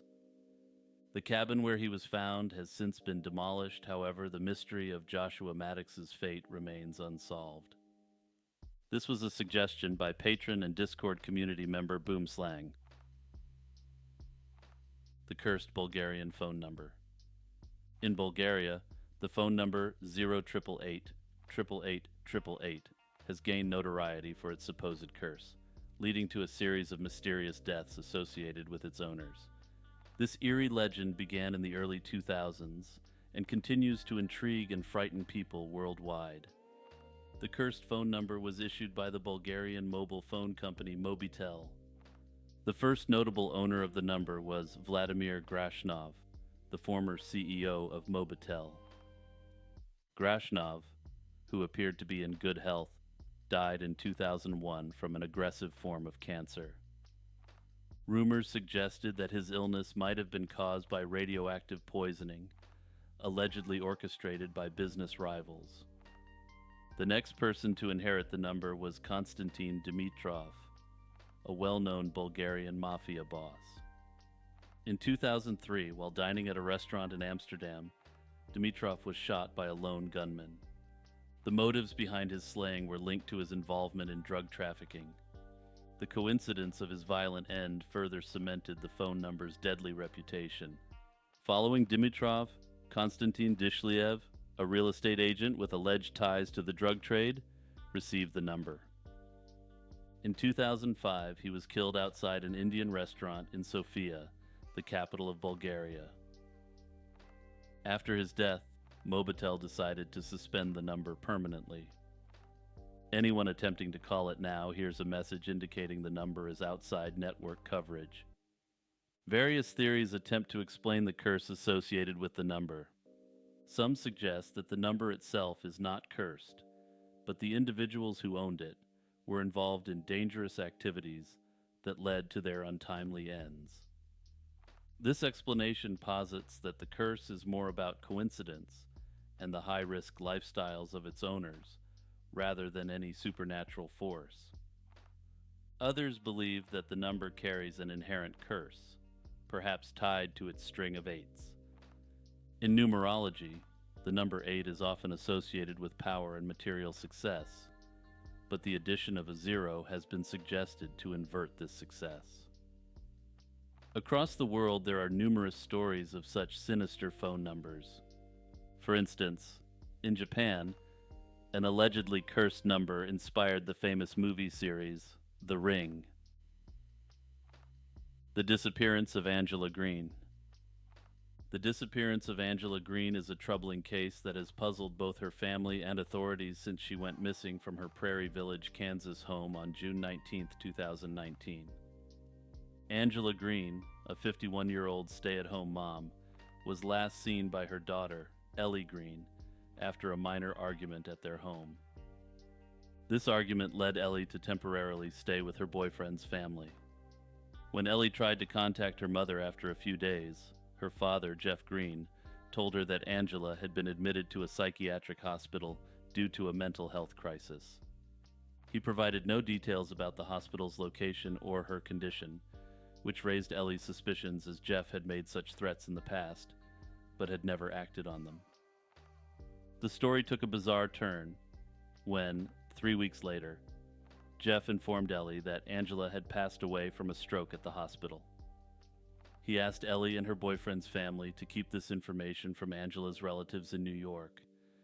Ellie initially agreed to the request, but began to dig into the story told by her father, Jeff. Months went by without any funeral service or obituary, and no one could produce a death certificate.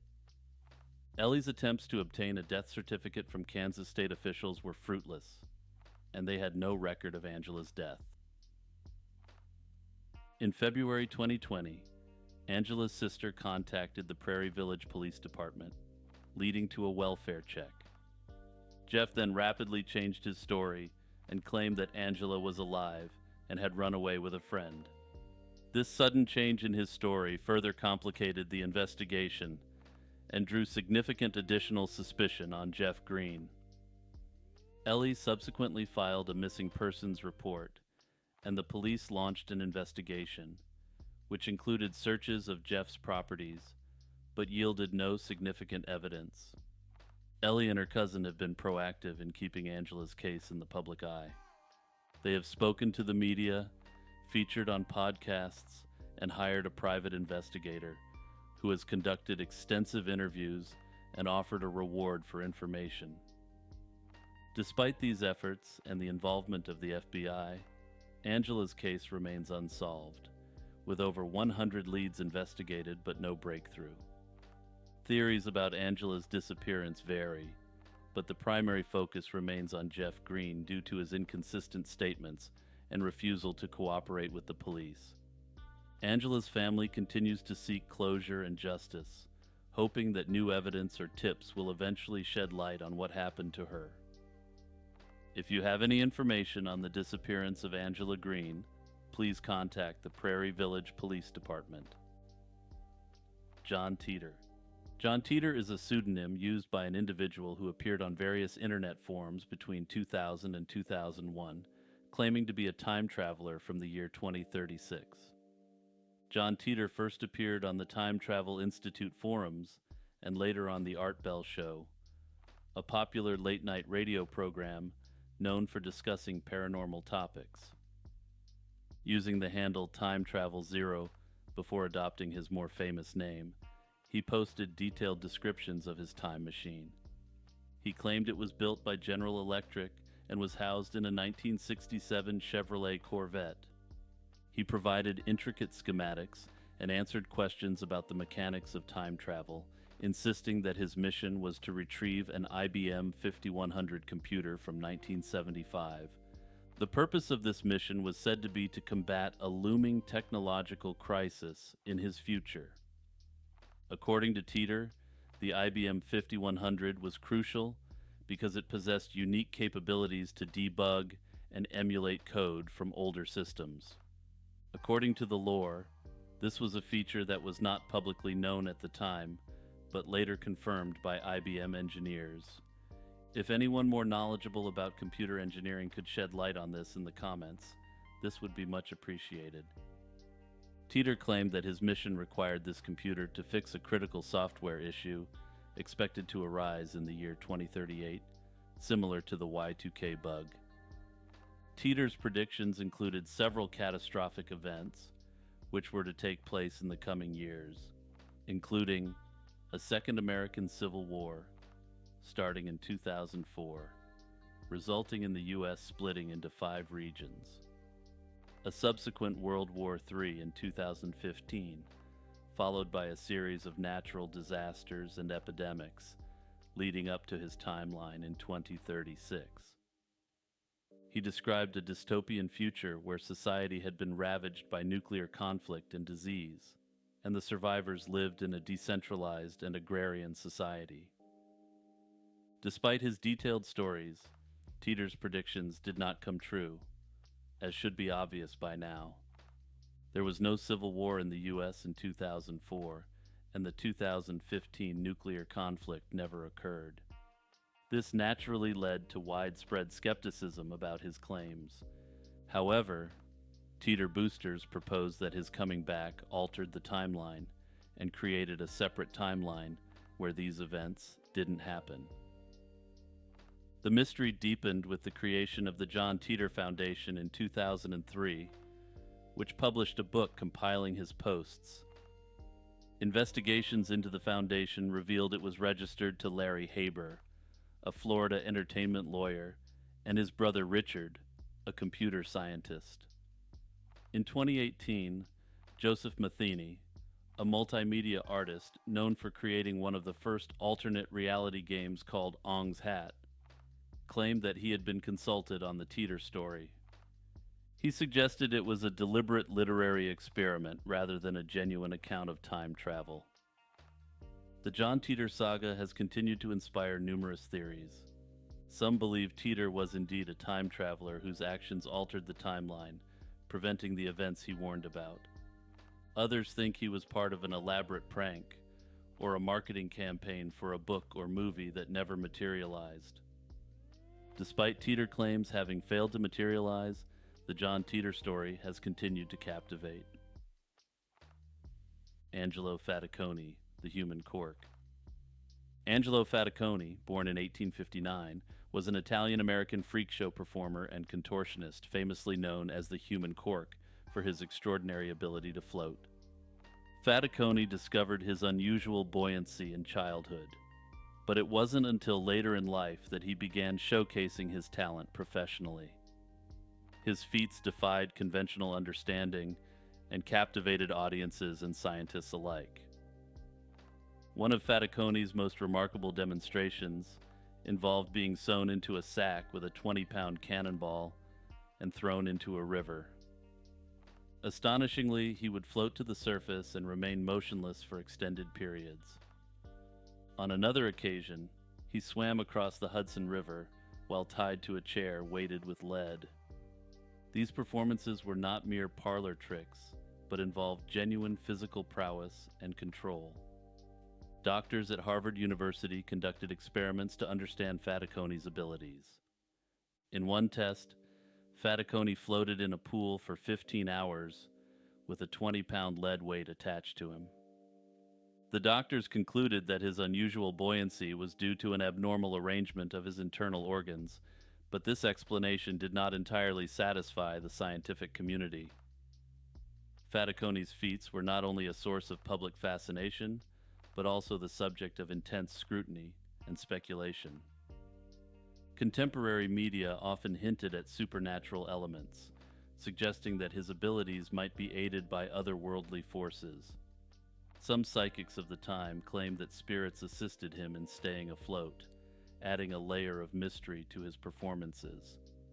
Despite numerous public demonstrations and tests by medical professionals, Faticoni never revealed the secret behind his buoyancy.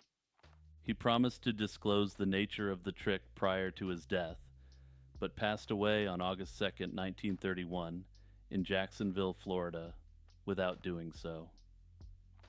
And yes, despite decades passing since the height of his popularity, there were still some people who were awaiting his revelation of his secrets. He was given an obituary in the New York Times, which carried the poignant headline, "Human Cork Dies, Secret Untold." The Great Emu War. In late 1932, Australia found itself embroiled in one of the most unusual military operations in history, the Great Emu War. This peculiar conflict arose from the environmental and agricultural challenges faced by farmers in Western Australia, compounded by the economic struggles of the Great Depression. The backdrop of this conflict was the Wheat Belt region in Western Australia, home to many World War I veterans who had taken up farming. These farmers faced plummeting wheat prices and a series of undelivered government subsidies, making their livelihoods increasingly precarious. Adding to their woes was the invasion of up to 20,000 emus, large, flightless birds that migrated from the interior regions in search of food and water during their breeding season. The emus wreaked havoc on the farmers' crops, trampling and consuming wheat and damaging fences designed to protect the fields from other pests like rabbits. The sheer number of emus and their voracious appetite for the crops led the desperate farmers to seek assistance from the government. In response, the Australian government decided to deploy military resources to manage the big bird problem.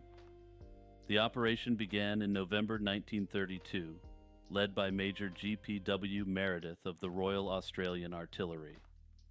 The soldiers were armed with 2 Lewis machine guns and 10,000 rounds of ammunition, with the objective of significantly reducing the emu population. The military quickly discovered that the emus were far more formidable adversaries than anticipated.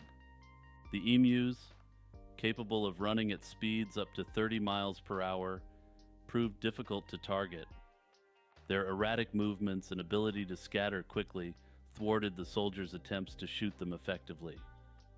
An early ambush on November 2nd resulted in a jammed machine gun and few emus being shot. In an attempt to increase their effectiveness, Major Meredith's team mounted a machine gun on a truck. However, the rough terrain made it nearly impossible to maintain a steady aim, and this tactic also failed. The soldiers found that the emus operated almost like organized units, with some birds acting as lookouts, making coordinated efforts to evade the gunners. After several weeks of futile efforts, the operation was deemed a failure. The soldiers withdrew in December 1932, having managed to eliminate only 986 of the over 20,000 emu invaders. Public and media reaction was largely critical, and the operation became something of a national joke. Although the military's direct intervention was a failure, the incursions led to alternative measures. The government eventually provided more robust fencing and implemented a bounty system, which proved more effective in controlling the emu population. So, what's the mystery here, you ask? Well, I, for one, find it quite unusual that a scrappy pack of semi-organized, overgrown chickens could manage a strategic victory over a modern army. The Pendant in Dark Souls. In the critically acclaimed game Dark Souls, the pendant is one of the most mysterious items, sparking numerous theories and speculations since the game's release. The pendant can be selected as a starting gift or found in several in-game locations, including on a corpse or at the altar in the undead parish if certain conditions are met. Despite its mysterious allure, the pendant's actual in-game function, or lack thereof, has been a topic of much debate and curiosity. When Dark Souls director Hidetaka Miyazaki suggested in an interview that he would choose either the pendant or nothing as a starting gift, it set off a wave of speculation among fans. This statement, coupled with the game's cryptic nature and deep lore, led players to scour every corner of the game for hidden meanings and uses for the pendant. The in-game description of the pendant states it has no effect, but fond memories comfort travelers, which didn't deter players from concocting elaborate theories. Some believed it was an heirloom connected to the game's lore, potentially linked to an extremely obscure character in the game's mythology. Others speculated that the pendant might unlock secrets on subsequent playthroughs or influence in-game events in subtle ways. When the pendant continued to have no effect or do anything, players came up with increasing arcane activities in an attempt to solve the puzzle of the pendant. Adding fuel to the fire, Miyazaki later admitted that his endorsement of the pendant was partly intended as a prank. In a 2012 interview, he revealed that the pendant was meant to play with players' expectations and curiosity. This revelation was met with a mix of frustration and admiration from the fan base, who had invested considerable effort into deciphering its purpose. Despite this, some fans believed that the real prank pulled by Miyazaki was coming out and saying the pendant did nothing, even though it actually did. Some brave souls continued to investigate potential uses of this item, but as expected, came out empty-handed. Years later, data miners went through the game's code in an attempt to prove or disprove the function of the pendant. It turns out the item, which is described as worthless, was indeed worthless all along. Cotard's Syndrome. Cotard's Syndrome, also known as Cotard's Delusion or Walking Corpse Syndrome, is a rare mental disorder. Individuals with this disorder hold a delusional belief that they are dead, do not exist, or are in a state of decomposition. Named after French neurologist Jules Cotard, who first described the condition in 1880, Cotard's syndrome presents a perplexing case within the field of psychiatry. The earliest recorded case dates back to 1788, where an elderly woman suddenly became paralyzed and subsequently developed delusions of being dead. However, it was Jules Cotard's detailed descriptions in the 19th century that brought the syndrome to wider medical attention. Cotard noted that his patients exhibited severe nihilistic delusions, including the belief that they had lost their organs, or were entirely void of existence. In some cases, patients might refuse to eat or take care of themselves, believing they no longer need to sustain their bodies. The exact cause of Cotard's syndrome remains unclear, but several theories have been proposed. It is often associated with underlying mental health conditions, such as severe depression, schizophrenia, or bipolar disorder. Neurological factors may also play a significant role in certain cases of the syndrome. Damage or dysfunction in the parietal and frontal lobes of the brain, as well as the amygdala, have been theorized as potential causes. Despite advancements in understanding Cotard's syndrome, many mysteries remain. The condition's rarity makes it difficult to study extensively, and its exact pathophysiological mechanisms are not fully understood. Research continues to explore the neural and psychological underpinnings of the syndrome, aiming to develop more effective treatments and a deeper understanding of its causes. Isaac Newton and the origin of the cat door. Isaac Newton, renowned for his groundbreaking contributions to physics, mathematics, and the sciences, generally is also associated with the invention of the cat door. The story goes that Newton, who conducted many of his experiments in optics and physics at Trinity College, Cambridge, was frequently interrupted by his cat scratching at the door. To solve this problem, Newton supposedly cut a small hole in the door to allow the cat to pass through without disturbing his work. This tale further claims that he cut a second, smaller hole for the cat's kittens, not realizing the kittens would naturally follow their mother through the larger hole.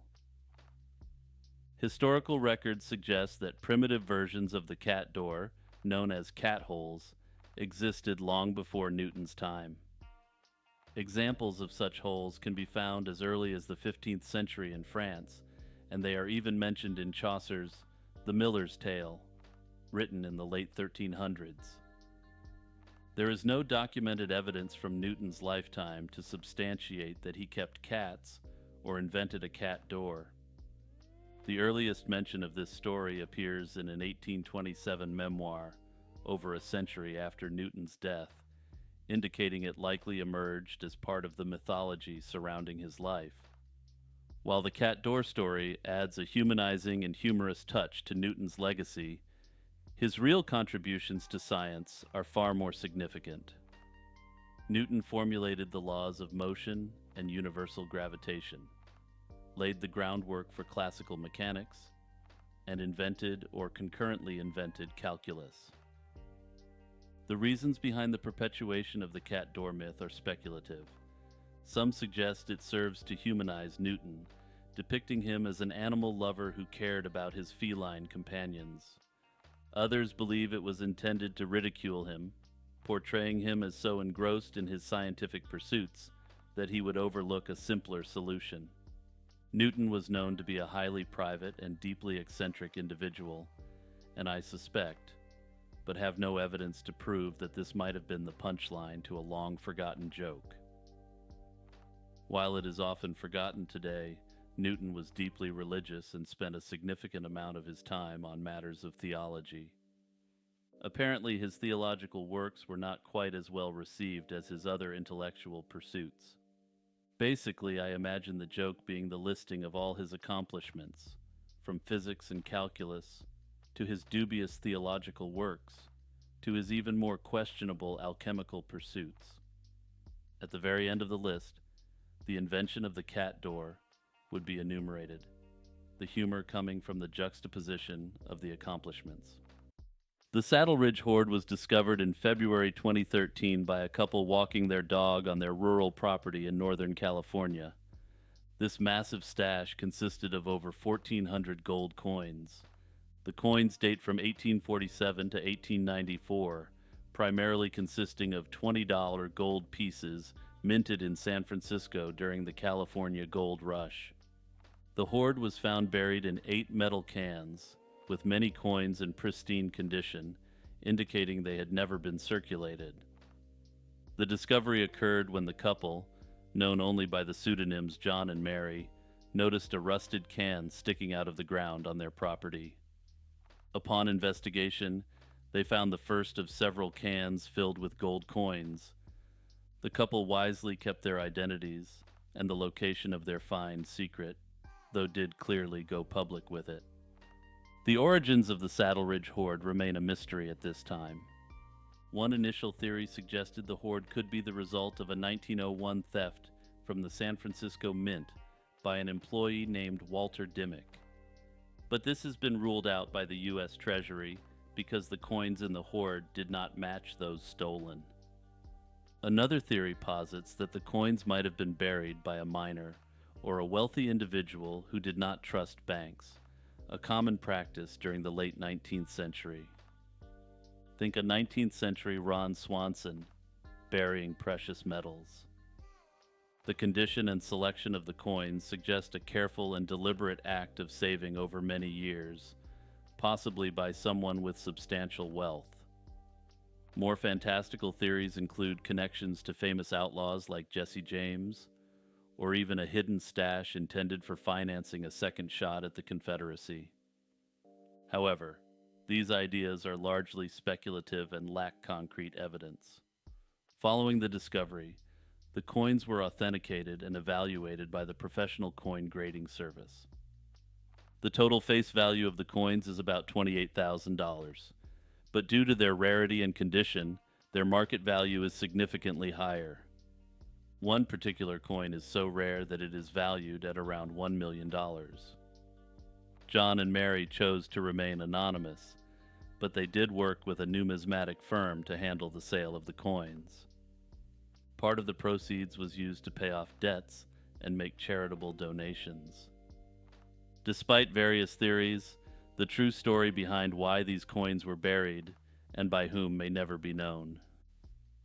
The Great Sheep Panic. The Great Sheep Panic occurred on the evening of November 3, 1888, across Oxfordshire, England. It involved tens of thousands of sheep that suddenly and inexplicably bolted from their pens and fields, causing widespread chaos and destruction across a 200-square-mile area. The panic began at approximately 8 p.m., when sheep in numerous locations simultaneously broke free from their enclosures, trampling fences and spreading across the countryside. By the next morning, many sheep were found huddled under hedges or packed into corners of fields, displaying signs of extreme fear and exhaustion. Various theories have been proposed to explain this bizarre phenomenon. Initially, some speculated that pranksters or predators like dogs or foxes might have caused the panic. However, this explanation was quickly dismissed, as it would have required an impossible level of coordination across such a vast area. Additionally, the sheep showed no physical signs of being attacked. Naturalist Oliver Vernon Aplin suggested that the panic might have been triggered by an exceptionally dark night, exacerbated by sudden flashes of lightning. Witnesses described the night as being so dark that one could not see their own hand, with some reports mentioning a thick, dark cloud rolling along the ground. This extreme darkness could have disoriented and terrified the sheep, leading to the mass panic. Sheep are known to be particularly sensitive and prone to panic in unusual conditions, and the combination of darkness and atmospheric disturbances might have been enough to set them off. Another theory suggested that the sheep were disturbed by occult activities, or some form of ritual. Strange symbols, akin to runes, were allegedly found in the soil near the grazing grounds. However, it has been suggested that this is either a fabrication or a misinterpretation of natural hoof prints or other mundane phenomenon. Despite extensive investigations and numerous theories, the true cause of the Great Sheep Panic remains unsolved. In 1921, the scientific journal Nature discussed the possibility of the panic being related to meteorological phenomena, noting that sheep are susceptible to atmospheric disturbances. However, no definitive evidence was ever found to support this theory. Adding to the mystery, a similar event occurred just 4 years later, in 1893, again in Oxfordshire and extending into neighboring counties. Once more, thousands of sheep simultaneously panicked under eerily dark skies. This recurring nature of the panic further deepened the mystery, as it suggested a pattern that was not easily explained by simple or common causes. The Lovers of Modena. In 2009, archaeologists uncovered 2 intertwined skeletons in a necropolis in Modena, Italy, now famously known as the Lovers of Modena. Initially thought to be a male and female, further analysis revealed both skeletons were male. The 2 men were buried between the 4th and 6th centuries AD, a period when such burials were unusual. The initial assumption was based on the common practice of burying a male and female couple hand in hand, reflecting romantic love. However, a 2019 study using enamel peptides from the teeth confirmed the skeletons were both male. The relationship between these 2 men remains a mystery, Federico Lugli, a researcher from the University of Bologna, suggested several possibilities, including that they could have been brothers, cousins, or soldiers who perished together. This hypothesis stems from the context of their burial site, which could have been a war cemetery. Many of the surrounding graves also contained individuals who had suffered physical trauma, reinforcing the theory of a battleground burial. This revelation has implications for understanding social and cultural norms of the time. In late antiquity, explicit recognition of gay relationships was rare, especially within burial practices. Consequently, the possibility that they were lovers challenges contemporary perceptions of ancient societal norms. Adding to the intrigue, there are no other known burials from this period featuring two men holding hands. This uniqueness makes the lovers of Modena a significant case for archaeologists and historians, prompting questions about the nature of their relationship and the customs of the era. The mystery surrounding the lovers of Modena is further compounded by the limited historical records from the period, leaving much to speculation. Researchers continue to study the site and surrounding graves to gather more context and possibly uncover additional clues about the lives and relationship of these two men. The Texarkana Moonlight Slayings. In 1946, the city of Texarkana, which straddles the state line between Texas and Arkansas, experienced a series of violent attacks. Known as the Texarkana Moonlight Murders, these events unfolded between February and May, leading to widespread fear and uncertainty among the residents. The first attack occurred on February 22, 1946. Jimmy Hollis and Mary Jean Larry were parked on a local lover's lane when a man wearing a white sack with cutout eyes and mouth holes approached them, shining a flashlight. He forced Hollis out of the car, beat him severely, and then assaulted Larry. Both victims survived, but their accounts of the attacker varied, with Hollis believing the man was white, while Larry thought he was black. The second attack happened on March 24, 1946, when Richard L. Griffin and Polly Ann Moore were found dead in Griffin's car on another secluded lover's lane. They had both been shot in the head, with evidence suggesting they were attacked outside the car and then placed back inside. On April 14, 1946, the third attack targeted Paul Martin and Betty Jo Booker. Martin's body was found on the side of the road, shot multiple times, while Booker's body was discovered nearly 2 miles away. The weapon used was the same .32 caliber Colt automatic pistol from the previous attack. The final attack took place on May 3, 1946. Virgil Starks was shot through a window in his home while reading a newspaper. His wife, Katie Starks, was also shot, but managed to escape and seek help from a neighbor. Despite her injuries, she survived and provided some information to the authorities, though it was not enough to identify the attacker. The media dubbed the perpetrator the Phantom Killer, due to his ability to strike and disappear without a trace. The Texarkana Gazette played a significant role in shaping this eerie moniker. Despite extensive investigations and the involvement of the Texas Rangers and FBI, the Phantom Killer was never caught. One of the main suspects was Yule Swinney, a known criminal with a history of car theft and other offenses. Swinney's wife initially provided details about the crimes that were not public knowledge, leading authorities to believe he might be the Phantom Killer. However, her testimony was inconsistent, and she later refused to testify against him, resulting in a lack of concrete evidence to prosecute him for the attacks. Swinney was imprisoned for other crimes, but no further attacks occurred while he was behind bars. Another suspect confessed in a note before taking his own life in 1948. He claimed responsibility for some of the attacks, but his alibi was supported by witnesses who stated he was elsewhere during the time of the murders. The fear instilled by these events led to significant changes in the community. Residents began to arm themselves, install new locks, and adhere to strict curfews. The atmosphere of dread was so pervasive that it inspired the 1977 horror film, The Town That Dreaded Sundown, which, although dramatized, was based on these real-life events. This movie was remade in 2014, indicating a strong ongoing interest in this sinister event. The Texarkana Moonlight murders remain unsolved to this day. Bog bodies. Bog bodies are remarkably well-preserved human remains found in the peat bogs of northern Europe, particularly in Denmark, Germany, the Netherlands, and Ireland.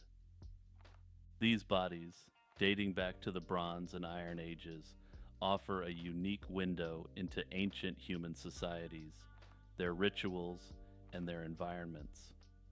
The preservation of bog bodies is due to the unique conditions of peat bogs. Moss in these wetlands creates an acidic, low-oxygen environment that prevents decay.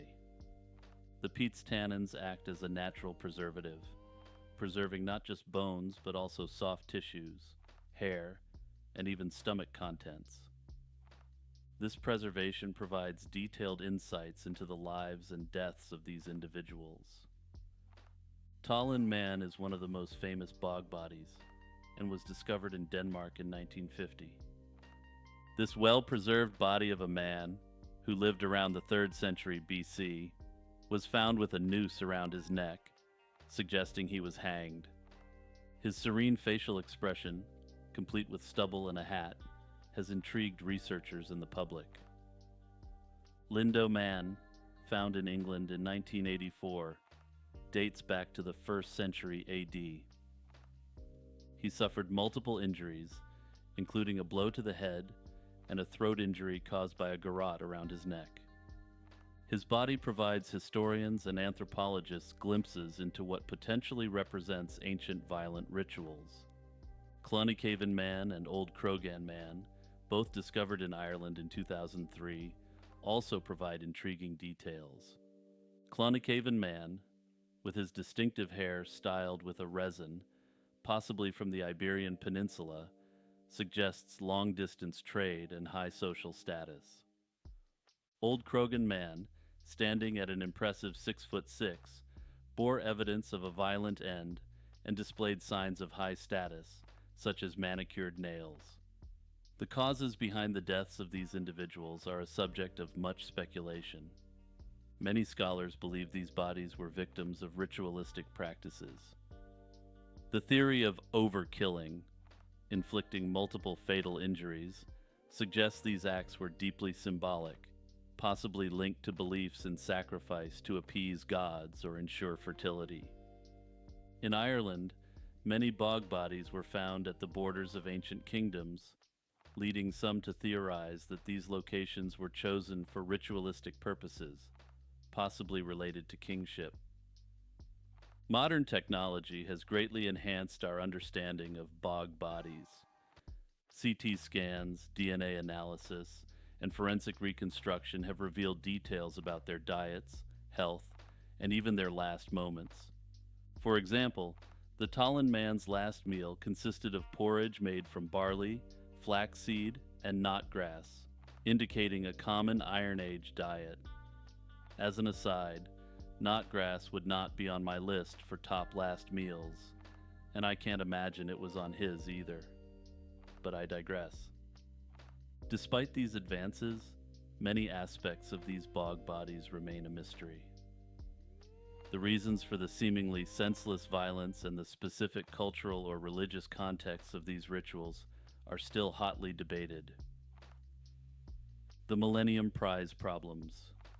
The Millennium Prize problems are 7 of the most challenging unsolved problems in mathematics, each with a reward of $1 million for a solution.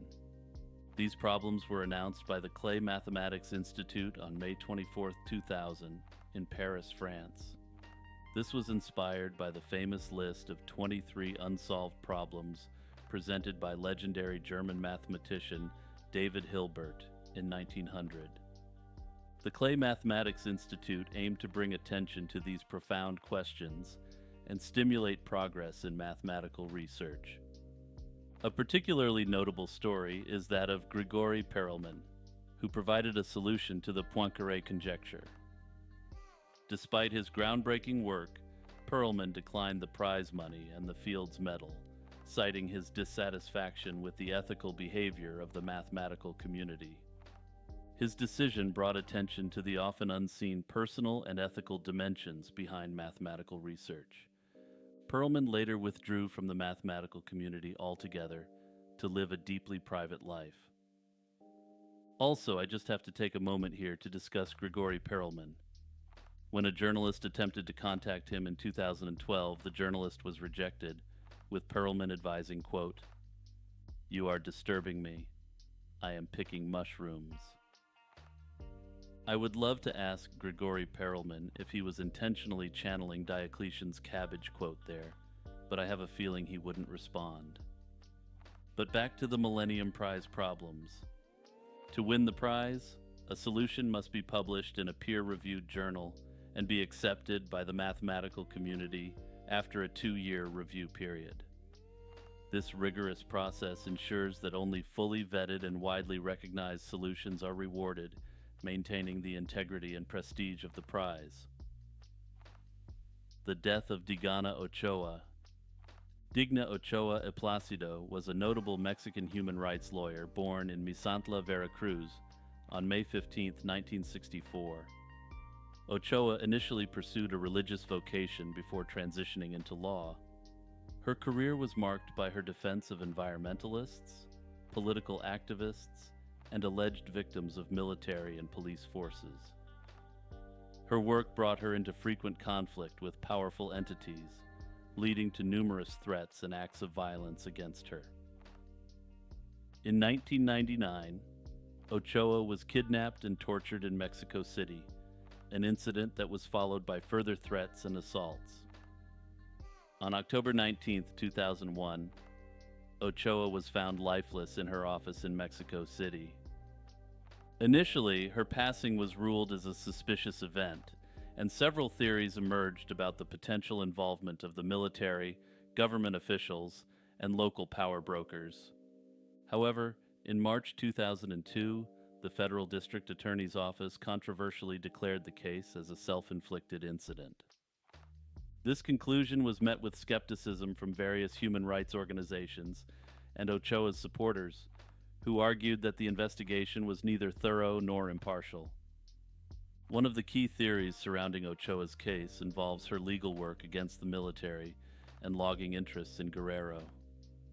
Her efforts in exposing environmental damage and human rights abuses brought her into direct conflict with influential and potentially dangerous adversaries. To paraphrase a well-known phrase, Ochoa didn't end herself. Further in 2021, the Mexican government acknowledged she didn't end herself, but does not appear to have provided specifics. The Third Eye Man.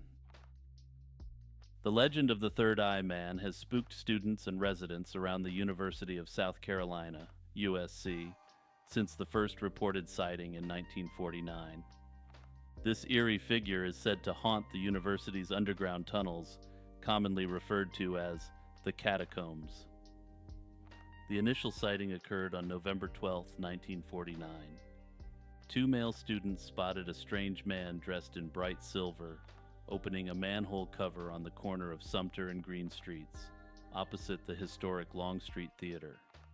The man disappeared into the sewer system, leading one student, Christopher Nichols, to report the incident to the university newspaper, dubbing the figure the Sewer Man. The legend gained more traction in April 1950, when a university police officer discovered mutilated chickens near the Longstreet Theater.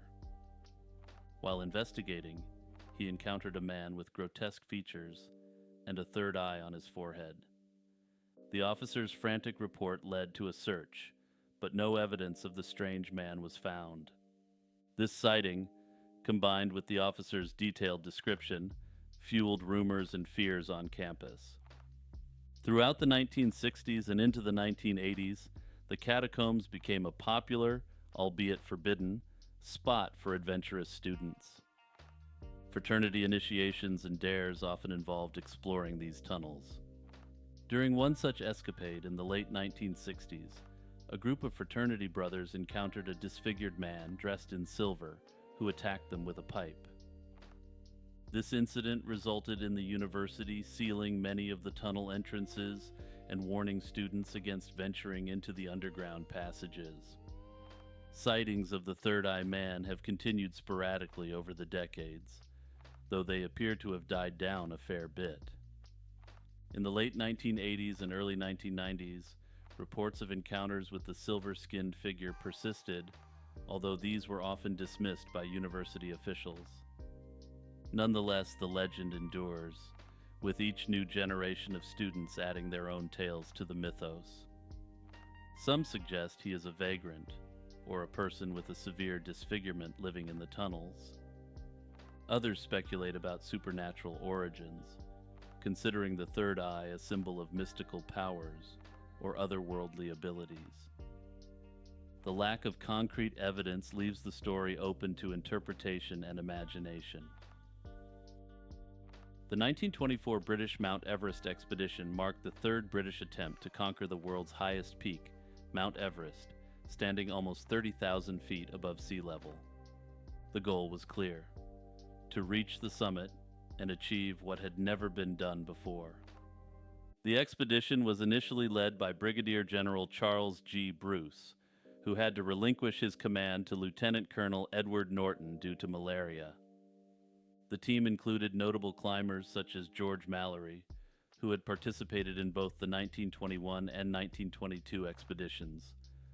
Others included Sandy Irvine, a young and promising climber, and Noel Odell, who served as the expedition's geologist and oxygen officer. The team embarked on their journey from Darjeeling in late March 1924, traversing 350 miles across Tibet to reach the Rongbuk Valley Base Camp by April 29th. The logistics of the expedition were complex, involving a large support team of 150 Tibetan porters and highly skilled Sherpas. The expedition planned their route via the North Col, following the path identified in earlier expeditions. They set up several camps at increasing altitudes, with Camp 6 being the final push towards the summit. Norton set a new altitude record by reaching over 28,000 feet without supplemental oxygen on June 4, 1924. On June 8, 1924, Mallory and Irvine made their final summit bid from Camp 6. Noel Odell, observing from a lower altitude, claimed to have seen the pair ascending a prominent rock step. This was the last confirmed sighting of the climbers. The question of whether they reached the summit before their disappearance has been a topic of speculation and investigation for decades. In 1999, an expedition discovered Mallory's body at around 27,000 feet. His position suggested he had fallen, but crucially, the small Kodak camera he was believed to have carried was not found. This camera, if ever recovered, might contain photographs that could prove whether they summited. Several theories have emerged regarding their final moments. One suggests that they may have reached the summit but succumbed to exhaustion or injury during their descent. The lack of conclusive evidence and the missing camera continue to fuel speculation. There are also unverified reports that Irvine's body and the camera were discovered in the 1970s and subsequently removed by the Chinese government. Despite the tragic outcome, the 1924 expedition had a lasting impact on the world of mountaineering. Their efforts laid the groundwork for future expeditions, culminating in the first confirmed ascent by Sir Edmund Hillary and Tenzing Norgay in 1953. Further, the members of the expedition, including George Mallory and Sandy Irvine, were both awarded Olympic gold medals in mountaineering in 1924, after their passing. As far as I know, this is the only case of posthumous Olympic medals being awarded. La Mancha Negra, or the Black Stain, is a mysterious black substance that first appeared in 1986 in Venezuela on a highway leading to Caracas's airport. Initially, it was just a small smudge noticed by road workers, but it quickly spread, covering an 8-mile stretch of road. The substance itself has been described as an inch-thick, greasy black blob with the consistency of chewed bubble gum. It's infamously slick, especially when wet, making roads treacherous and causing numerous car accidents. Despite years of study and millions of dollars spent on research and remediation efforts, the exact composition and origin of La Mancha Negra remain elusive. One popular theory is that it results from poorly maintained vehicles leaking oil and other fluids onto the road, which then mix with dust and other materials to form the goo. Another hypothesis suggests that the substance could be a byproduct of a chemical reaction involving raw sewage from nearby slums, seeping under the asphalt and breaking it down. Some have even suggested extraterrestrial origins, although this is generally considered far-fetched. Efforts to remove La Mancha Negra have been extensive but largely unsuccessful. Techniques have included pressure washing, using detergents, resurfacing the roads, and even applying pulverized limestone, which temporarily dried up the goo. In 1996, specialized scrubbing machines from Germany were brought in, which seemed to provide a temporary solution, but the substance reappeared by 2001. The unpredictability of La Mancha Negra adds to its mystery. It appears to expand during hot, humid weather and recede when conditions are cooler and drier. It also tends to manifest in specific areas such as tunnels and uphill slopes. Despite the varying theories and ongoing speculation, no definitive cause has been identified, making La Mancha Negra a persistent mystery on Venezuelan roads. I note that there is scarcely little information out there on the chemical properties of this goo, which strikes me as somewhat odd. The disappearance of Courtney Stier. Courtney Stier, a 21-year-old from Palmyra, Pennsylvania, vanished in the early hours of July 29, 2012. Courtney was last seen at her apartment where she lived with her boyfriend, Brad Herr, who was on house arrest for DUI charges. On the night of July 28th, Courtney went out with friends to Harrisburg. She got into an argument with a known drug dealer at the hardware bar. Upon returning home, Courtney and a friend, Cody Pruitt, were involved in a dispute with neighbors, leading to multiple police visits that night. At around 3 a.m., Courtney was reported to be causing a disturbance. The police arrived and the parties involved were told to return to their apartments. The police were called again at 4 a.m. due to further complaints from neighbors. They knocked on Courtney's door but received no response. When Cody awoke later that morning, Courtney was gone. Her belongings, including her phone, wallet, keys, and car, were left behind. The investigation into Courtney's disappearance began with an extensive search of her apartment and surrounding areas. Despite a thorough search, no signs of a struggle or foul play were evident. Courtney's family and friends conducted numerous searches, and a $50,000 reward was offered for information leading to her whereabouts. Authorities have considered various theories. One was that Courtney's neighbors might be involved due to the disputes that night. Another theory speculated she might have been a victim of foul play related to drug activities, given her argument with a drug dealer earlier that evening. Some investigators proposed the possibility of a serial offender being responsible, citing similarities with other missing person cases in the region. This theory has been largely dismissed by local authorities at present, at least publicly. The lack of evidence at her apartment led some to believe that Courtney might have been abducted randomly. This theory remains speculative, with no substantial evidence to support it. The investigation remains active, with the Palmyra Police Department and the FBI involved. New tips are still being received, but none have led to significant breakthroughs. The family hired a private investigator in 2015 to bring fresh eyes to the case, yet this has not yielded new leads either. If you have any information with respect to Courtney's case, please contact the FBI or contact the Palmyra Police Department. The Caracas Impact Event. On September 15, 2007, the quiet village of Caracas in the Puno region of Peru, near the Bolivian border and Lake Titicaca, experienced an interesting event.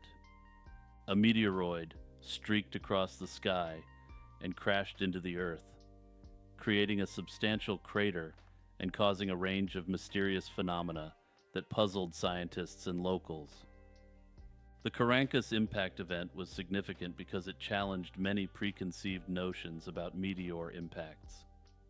The meteorite hit the ground with such force that it created a crater about 44 feet wide and 15 feet deep, which was unexpected for stony meteorites that usually disintegrate. The event was marked by an explosive detonation, a smoke trail, and a mushroom-shaped cloud visible from miles around. Immediately following the impact, locals reported strange occurrences. The crater's water was described as boiling due to the intense heat of the impact. Witnesses also noted a strong sulfuric odor, and the black fragments of the meteorite appeared to be smoking. As villagers and local police approached the site, many began to experience a variety of ailments, including nausea, dizziness, headaches, and vomiting. This prompted fears of contamination, and authorities considered declaring a state of emergency. Peruvian health officials initially downplayed the seriousness of the medical situation, though they did send medical personnel to treat those affected. The regional health director reported that while many villagers exhibited symptoms, they were recovering well. The mayor of Caracas, Maximiliano Trujillo, attributed the ailments partly to psychological factors and organized a community meeting to address fears and provide scientific explanations. Interestingly, these symptoms dissipated within a few days, leading to various theories about their cause. One theory suggested that the illnesses were psychosomatic, triggered by the fear and superstition surrounding the event. Local beliefs about celestial phenomena and their potential to bring misfortune may have exacerbated the situation. Another theory posited that the meteorite's impact released toxic gases, such as sulfur and arsenic, from the ground, which could have caused the symptoms experienced by the villagers. Despite these theories, no conclusive explanation has been universally accepted.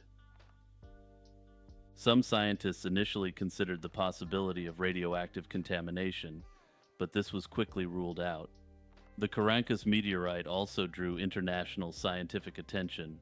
Researchers from various countries, including the United States and Japan, conducted studies to understand the event better. They were intrigued by the fact that a stony meteorite could create such a large crater and remain largely intact upon impact. The Caracas impact event remains a subject of scientific discussion and study, both for its impact and its effects on the local populace. The Super Mario 64 personalization AI theory. Super Mario 64, a seminal game for the Nintendo 64, has been the subject of many fan theories and myths over the years. Among these, the personalization AI theory has captivated and intrigued many, spawning numerous YouTube videos. This theory posits that every copy of Super Mario 64 is uniquely personalized to each player through an advanced artificial intelligence embedded within the game. The personalization AI theory gained significant traction around 2019 and 2020, primarily through online forums and YouTube channels.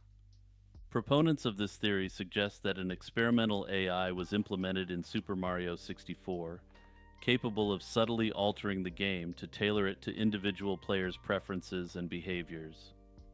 This AI supposedly makes changes that range from the appearance of characters and levels to the difficulty and gameplay mechanics, making each player's experience unique. Supporters of the theory often cite personal anecdotes and perceived anomalies in the game as evidence. Many players report experiencing different enemy placements, altered level designs, and unique events that they claim are not present in other versions of the game. These discrepancies are attributed to the supposed AI, which customizes the game in a way that aligns with the player's style and preferences. One of the most intriguing aspects of this theory is the idea that the AI can read the player's mind or respond to their thoughts, creating an eerily personalized experience. An important factor contributing to the theory's popularity is the psychological impact of nostalgia and memory. Super Mario 64 was a groundbreaking game for many, and the intense emotions and memories associated with playing it during childhood often blur the lines between reality and imagination. This phenomenon can lead to exaggerated or distorted recollections of the game, reinforcing the belief in a personalization AI. Despite its popularity, the personalization AI theory has faced significant criticism and skepticism. Critics argue that the theory is more likely a result of collective memory and childhood nostalgia than any actual in-game AI. They point out that memory can be highly fallible, especially over long periods, and that the differences players recall are likely due to normal variations in gameplay experiences. Moreover, technical analyses of the game's code have not revealed any evidence of such an AI. Nintendo has also officially denied the existence of a personalization AI within Super Mario 64, asserting that no such technology was ever implemented in the game. This has led many to conclude that the theory is nothing more than an elaborate hoax or a piece of interactive fiction created by the fan community. Another aspect that feeds into the theory is the concept of liminality within the game. Liminal spaces are transitional or transformative spaces that evoke a sense of unease and nostalgia. Super Mario 64 is filled with such spaces, from the empty hallways of Princess Peach's castle to the bizarre and often unsettling textures and environments. These elements contribute to a feeling of otherworldliness that can make the game feel uniquely personal and haunting, further fueling the theory of a personalization AI. To paraphrase a popular marketing slogan from the 90s, if this theory is true, Nintendo does what Genesis don't. Also, yes, to preempt the inevitable question in the comments, I've been sitting on this topic for ages now, and I did wait for part 64 to include it. The death of Karen Silkwood. Karen Silkwood was an American chemical technician and labor union activist. She became famous for her efforts to expose safety violations at the Kerr-McGee Cimarron fuel fabrication site in Crescent, Oklahoma. Born on February 19, 1946, in Longview, Texas, Silkwood's journey from worker to notable whistleblower highlights significant issues in the nuclear industry during the 1970s. In 1972, Silkwood started working at Kerr-McGee, where she was responsible for making plutonium pellets for nuclear reactor fuel rods. By 1974, she was a member of the Oil, Chemical, and Atomic Workers International Union, OCAW, and became actively involved in the union's Health and Safety Committee. She discovered several safety violations, including exposure to high levels of contamination among workers and improper storage of plutonium. On November 13, 1974, after attending a union meeting, Silkwood was driving to meet with a New York Times reporter, David Burnham.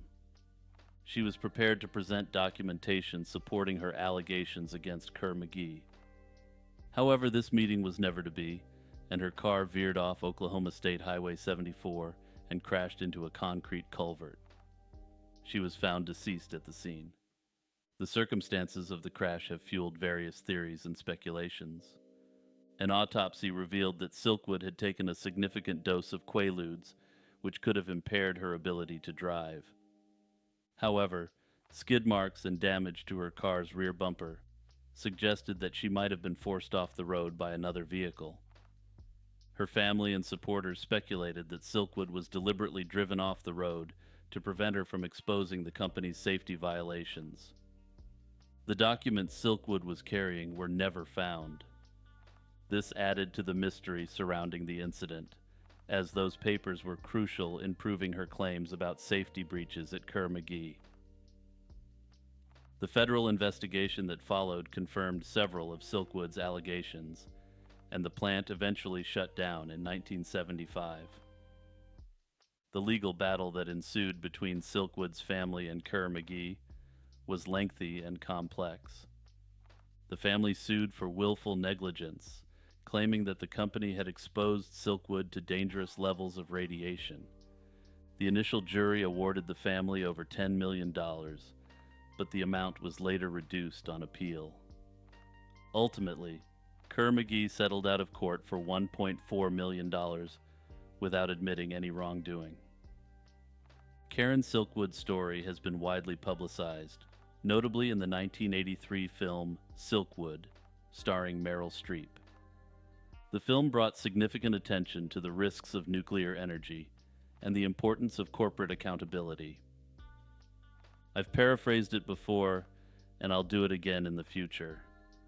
Silkwood didn't end herself. The Gudmundur and Geirfinnur case, also known as the Reykjavik Confessions, this remains one of Iceland's most notorious and controversial criminal cases. The events began in 1974 when two men, Gudmundur Einarsson and Geirfinnur Einarsson, disappeared 10 months apart. Gudmundur vanished in January after a night out in Hafnarfjordur, while Geirfinnur disappeared in November from Keflavik. The pressure to solve these disappearances led to the arrest and interrogation of several young people. The intense police interrogations, characterized by lengthy solitary confinement and suggestive questioning, resulted in confessions from 6 individuals. These confessions, however, were obtained under dubious circumstances, involving what has been described as memory implantation and manipulation. For example, Tryggvi Leifsson was held in solitary confinement for 655 days, a period filled with intense psychological pressure. Notably, this is the longest confirmed period of solitary confinement outside Guantanamo Bay. Further, they were given antipsychotic drugs, as well as subjected to sleep deprivation and waterboarding. The case saw the convicted individuals spend years in prison before new developments led to a re-evaluation of their guilt. In the 2010s, growing evidence of the flawed nature of the original investigation prompted the reopening of the case. On September 27, 2018, the Supreme Court of Iceland acquitted 5 of the 6 individuals originally accused in connection with the disappearances, 44 years after the events took place. Erla Bolladottir's case was not reopened due to legal technicalities. However, she continues her fight for justice and to clear her name. Her recent request for a retrial was denied, leading her to consider taking her case to the European Court of Human Rights. Erla, who endured 242 days in solitary confinement and harsh interrogations, remains a vocal critic of the judicial processes that led to her conviction. The case has been widely discussed in media and academic circles as a prime example of a miscarriage of justice. The Netflix documentary Out of Thin Air brought international attention to the case, detailing the societal and psychological dynamics that led to the false confessions. The case highlighted issues such as the use of solitary confinement and intense interrogation techniques, which have since been criticized by various human rights organizations. Compensation for the wrongfully convicted individuals and their families has been part of the aftermath.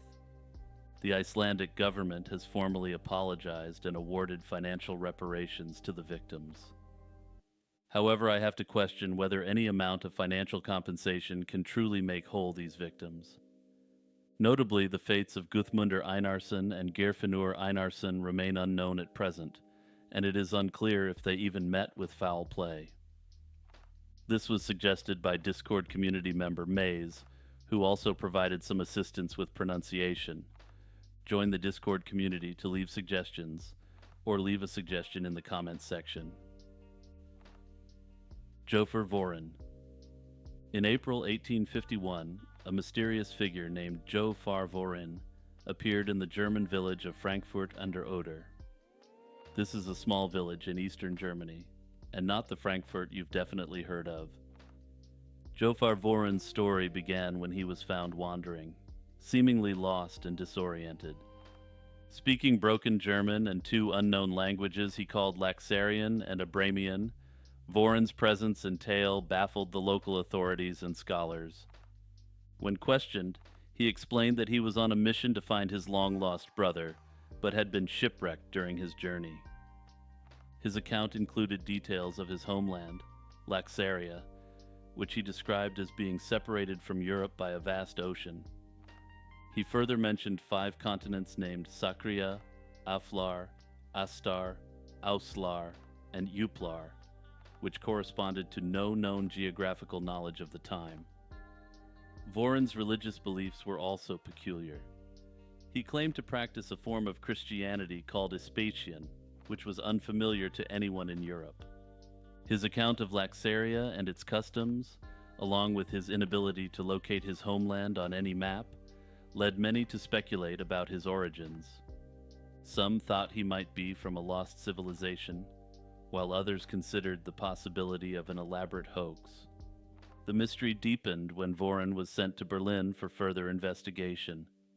En route, he reportedly experienced a hysterical fit and vanished into the woods, never to be seen again. This disappearance prompted various theories over the years. One popular theory suggests that Vorin might have been a time traveler or someone who slipped through a parallel universe.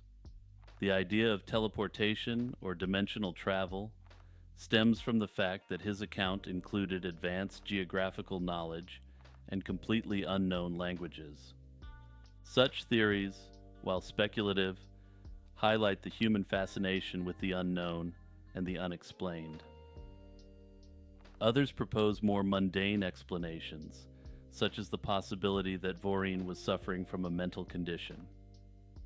Alternatively, it has been suggested that it was part of a sophisticated hoax designed to challenge or amuse the scientific community of the time.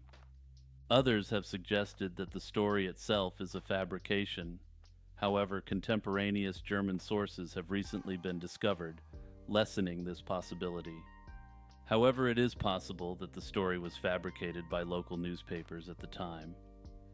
The lack of physical evidence and the inability to trace his origins have kept his story alive in the annals of unexplained mysteries. This was a suggestion by Discord community member Marsh.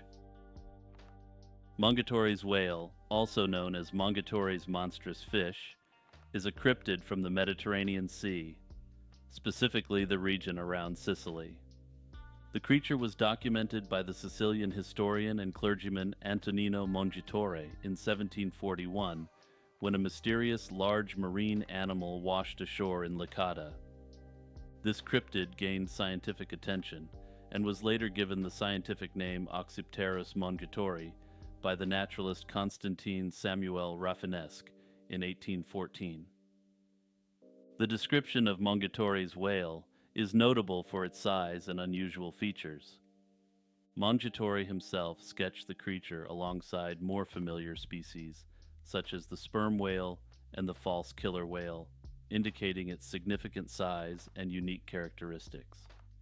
Reports from that time describe the creature as being 45 feet inches long and having a circumference of 23 feet. One of the most intriguing aspects of Mongatori's whale is the presence of 2 dorsal fins, a feature not typically seen in known cetacean species. This peculiarity has fueled speculation and debate among cryptozoologists and marine biologists. Some suggest that the creature might have been a misidentified known species with anomalous growths, while others believe it could be a completely unknown species of whale.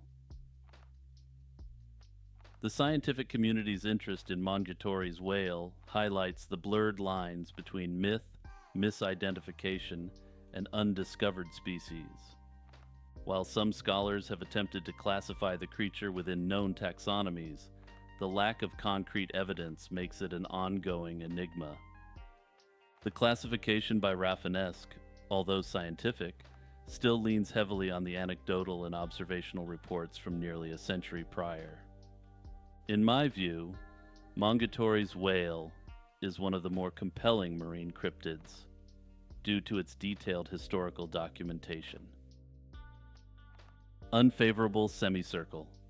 Unfavorable Semicircle is a YouTube channel which emerged on March 30th, 2015. It quickly began uploading an extraordinary volume of videos starting April 5th, 2015. Each video was marked by abstract, pixelated images, some featuring just a dot on a solid brown background, and often accompanied by distorted sounds or eerie silence. This unusual content immediately drew the attention of internet users and led to widespread speculation and investigation. The hallmark of Unfavorable Semicircle's videos was their brevity and volume. Most were only a few seconds long, though some extended to several hours. A notable video was entirely silent and lasted 11 hours. The videos frequently included a man's voice reciting letters and numbers, adding to the cryptic nature of the channel. Interest in Unfavorable Semicircle soared when a Reddit post about one of its videos caught the mainstream media's attention. By February 2016, the channel had posted tens of thousands of videos, leading to its suspension by YouTube shortly after the BBC covered the story. This only fueled further intrigue and speculation. Some suggest it could be an elaborate alternate reality game. Others hypothesize it might be a modern numbers station or even an art project exploring the limits of video compression and digital memory. Despite numerous attempts to decode the videos, no definitive explanation has emerged. The channel's cryptic nature has led some to believe the videos might be related to satellites or astrological symbols, particularly given the frequent use of the Sagittarius symbol. One of the most intriguing aspects of Unfavorable Semicircle is the discovery that overlapping the frames of some videos reveals hidden images. For instance, by combining frames from the video titled Lock, investigators found a grainy image believed to be related to the Voyager Golden Record. Additionally, the audio in many videos has been suggested to contain encoded binary data. After the original channel was banned, Unfavorable Semicircle reappeared on platforms like Twitter and Google+, linking to new YouTube accounts and continuing to post videos. This resurgence, however, was short-lived, with many accounts being deleted or becoming inactive by 2017. The community of enthusiasts dedicated to solving the mystery remains active, discussing and theorizing on platforms like Reddit and Discord. The Mirny Diamond Mine, located in Mirny, Siberia, is renowned not only for its massive production of diamonds, but also for the mysteries and legends surrounding it. Discovered in 1955, the Mirny Diamond Mine quickly became a significant asset for the Soviet Union. By 1957, development of the mine began under extreme conditions, including temperatures as low as 40 degrees Fahrenheit and ground frozen solid for 7 months of the year. The Soviets employed innovative techniques like using jet engines to thaw the ground and dynamite to blast through the permafrost. By 1960, the mine was operational and astonishingly productive, generating approximately 10 million carats of diamonds annually, with 20% of these being gem quality. One of the most notable diamonds extracted from the mine was a 342-carat fancy lemon yellow diamond, the largest ever found in the country at the time. The mine reached its peak productivity in the 1960s and 1970s, but its output started to decline as it went deeper. Despite this, it continued to produce significant amounts of diamonds until it was converted to an underground mine in the 1990s. The open pit operation ceased in 2001, and the mine was officially closed in 2004 due to flooding issues and the difficulty of mining at such depths. One of the most persistent legends associated with the mine is the so-called vortex effect. According to this urban legend, the mine supposedly creates a powerful suction that can pull helicopters and small aircraft into its depths. This phenomenon is attributed to the interaction between cold air from the surface and warmer air from within the mine, though no confirmed incidents of crashes have been reported. Another mystery involves the secrecy and suspicion around the mine's production rates. In the 1970s, De Beers, a leading diamond company, grew skeptical of the reported outputs from Mirny. They believed that such a relatively small mine couldn't produce the volumes of diamonds claimed. After years of negotiations, De Beers executives were granted a brief tour in 1976, but were only allowed 20 minutes inside, which did little to alleviate their doubts. One of the most dramatic episodes in the mine's history was its sudden closure in 2004. Officially, it was due to flooding and the impracticality of mining at such depths.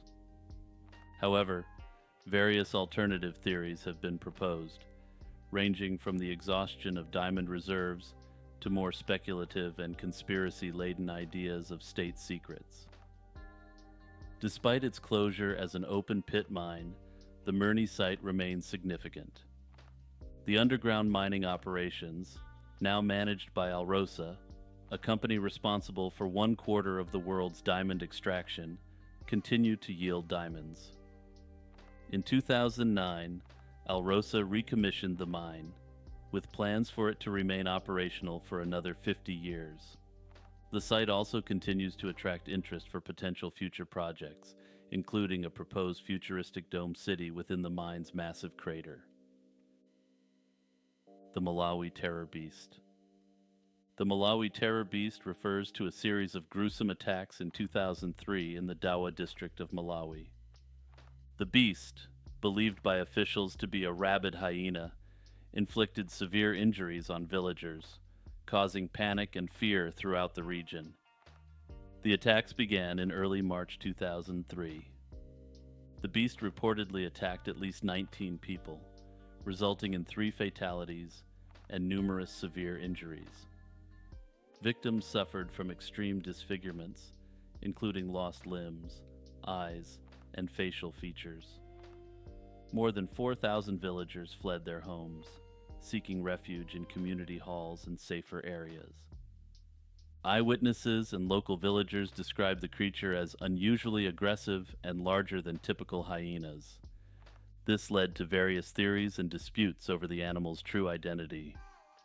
Some villagers believed the beast did not have the characteristic sloped back of a spotted hyena, suggesting it might be a different, unknown creature. There were also claims that the nature of the attacks, often leaving victims maimed but alive, did not align with typical predator behavior, hinting at a more sinister motive. Theories surrounding the Malawi Terror Beast include the possibility of it being a supernatural entity. Some locals believe the creature was the reincarnation of a hyena killed in similar attacks the previous year, seeking revenge.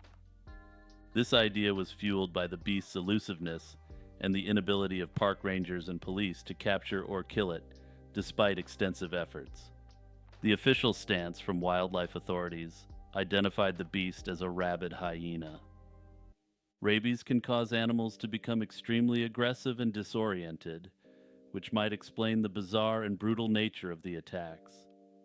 However, this explanation has not satisfied everyone, especially given the inconsistencies reported by witnesses. Some have suggested that the beast was more bear-like, suggesting the possibility of a bear cryptid being responsible for the attacks. Adding to the mystery, the 2003 attacks were not the first instance of such incidents in the area. In 2002, similar attacks occurred, resulting in 5 fatalities and multiple injuries. The animal responsible then was also identified as a hyena, and it was eventually killed by a joint effort of game rangers and paramilitary police. As discussed, the 2003 attacks were believed by some locals to be the reincarnation of this beast, or perhaps a spirit form of the animal. Despite these measures, the recurrence of attacks in 2003 has kept the mystery alive and the true nature of the beast remains unknown. Like, subscribe, join the Patreon or YouTube membership, join the Discord, and also check out my Spotify and Apple Music pages for lo-fi beats. Shout out to my patrons Noah Schubert, Iced Mocha, Kurt the Squirt, Monoxide Wendigo, Jeffer Metcalf, Z Volts, Jordan All, Franz Tech, Unknown Delusions, Faye, Jack Russell, Boomslang, Spookiest Becky, Vespertine, Metanova, Will Roan, Crab Nebula, and Blasphemous.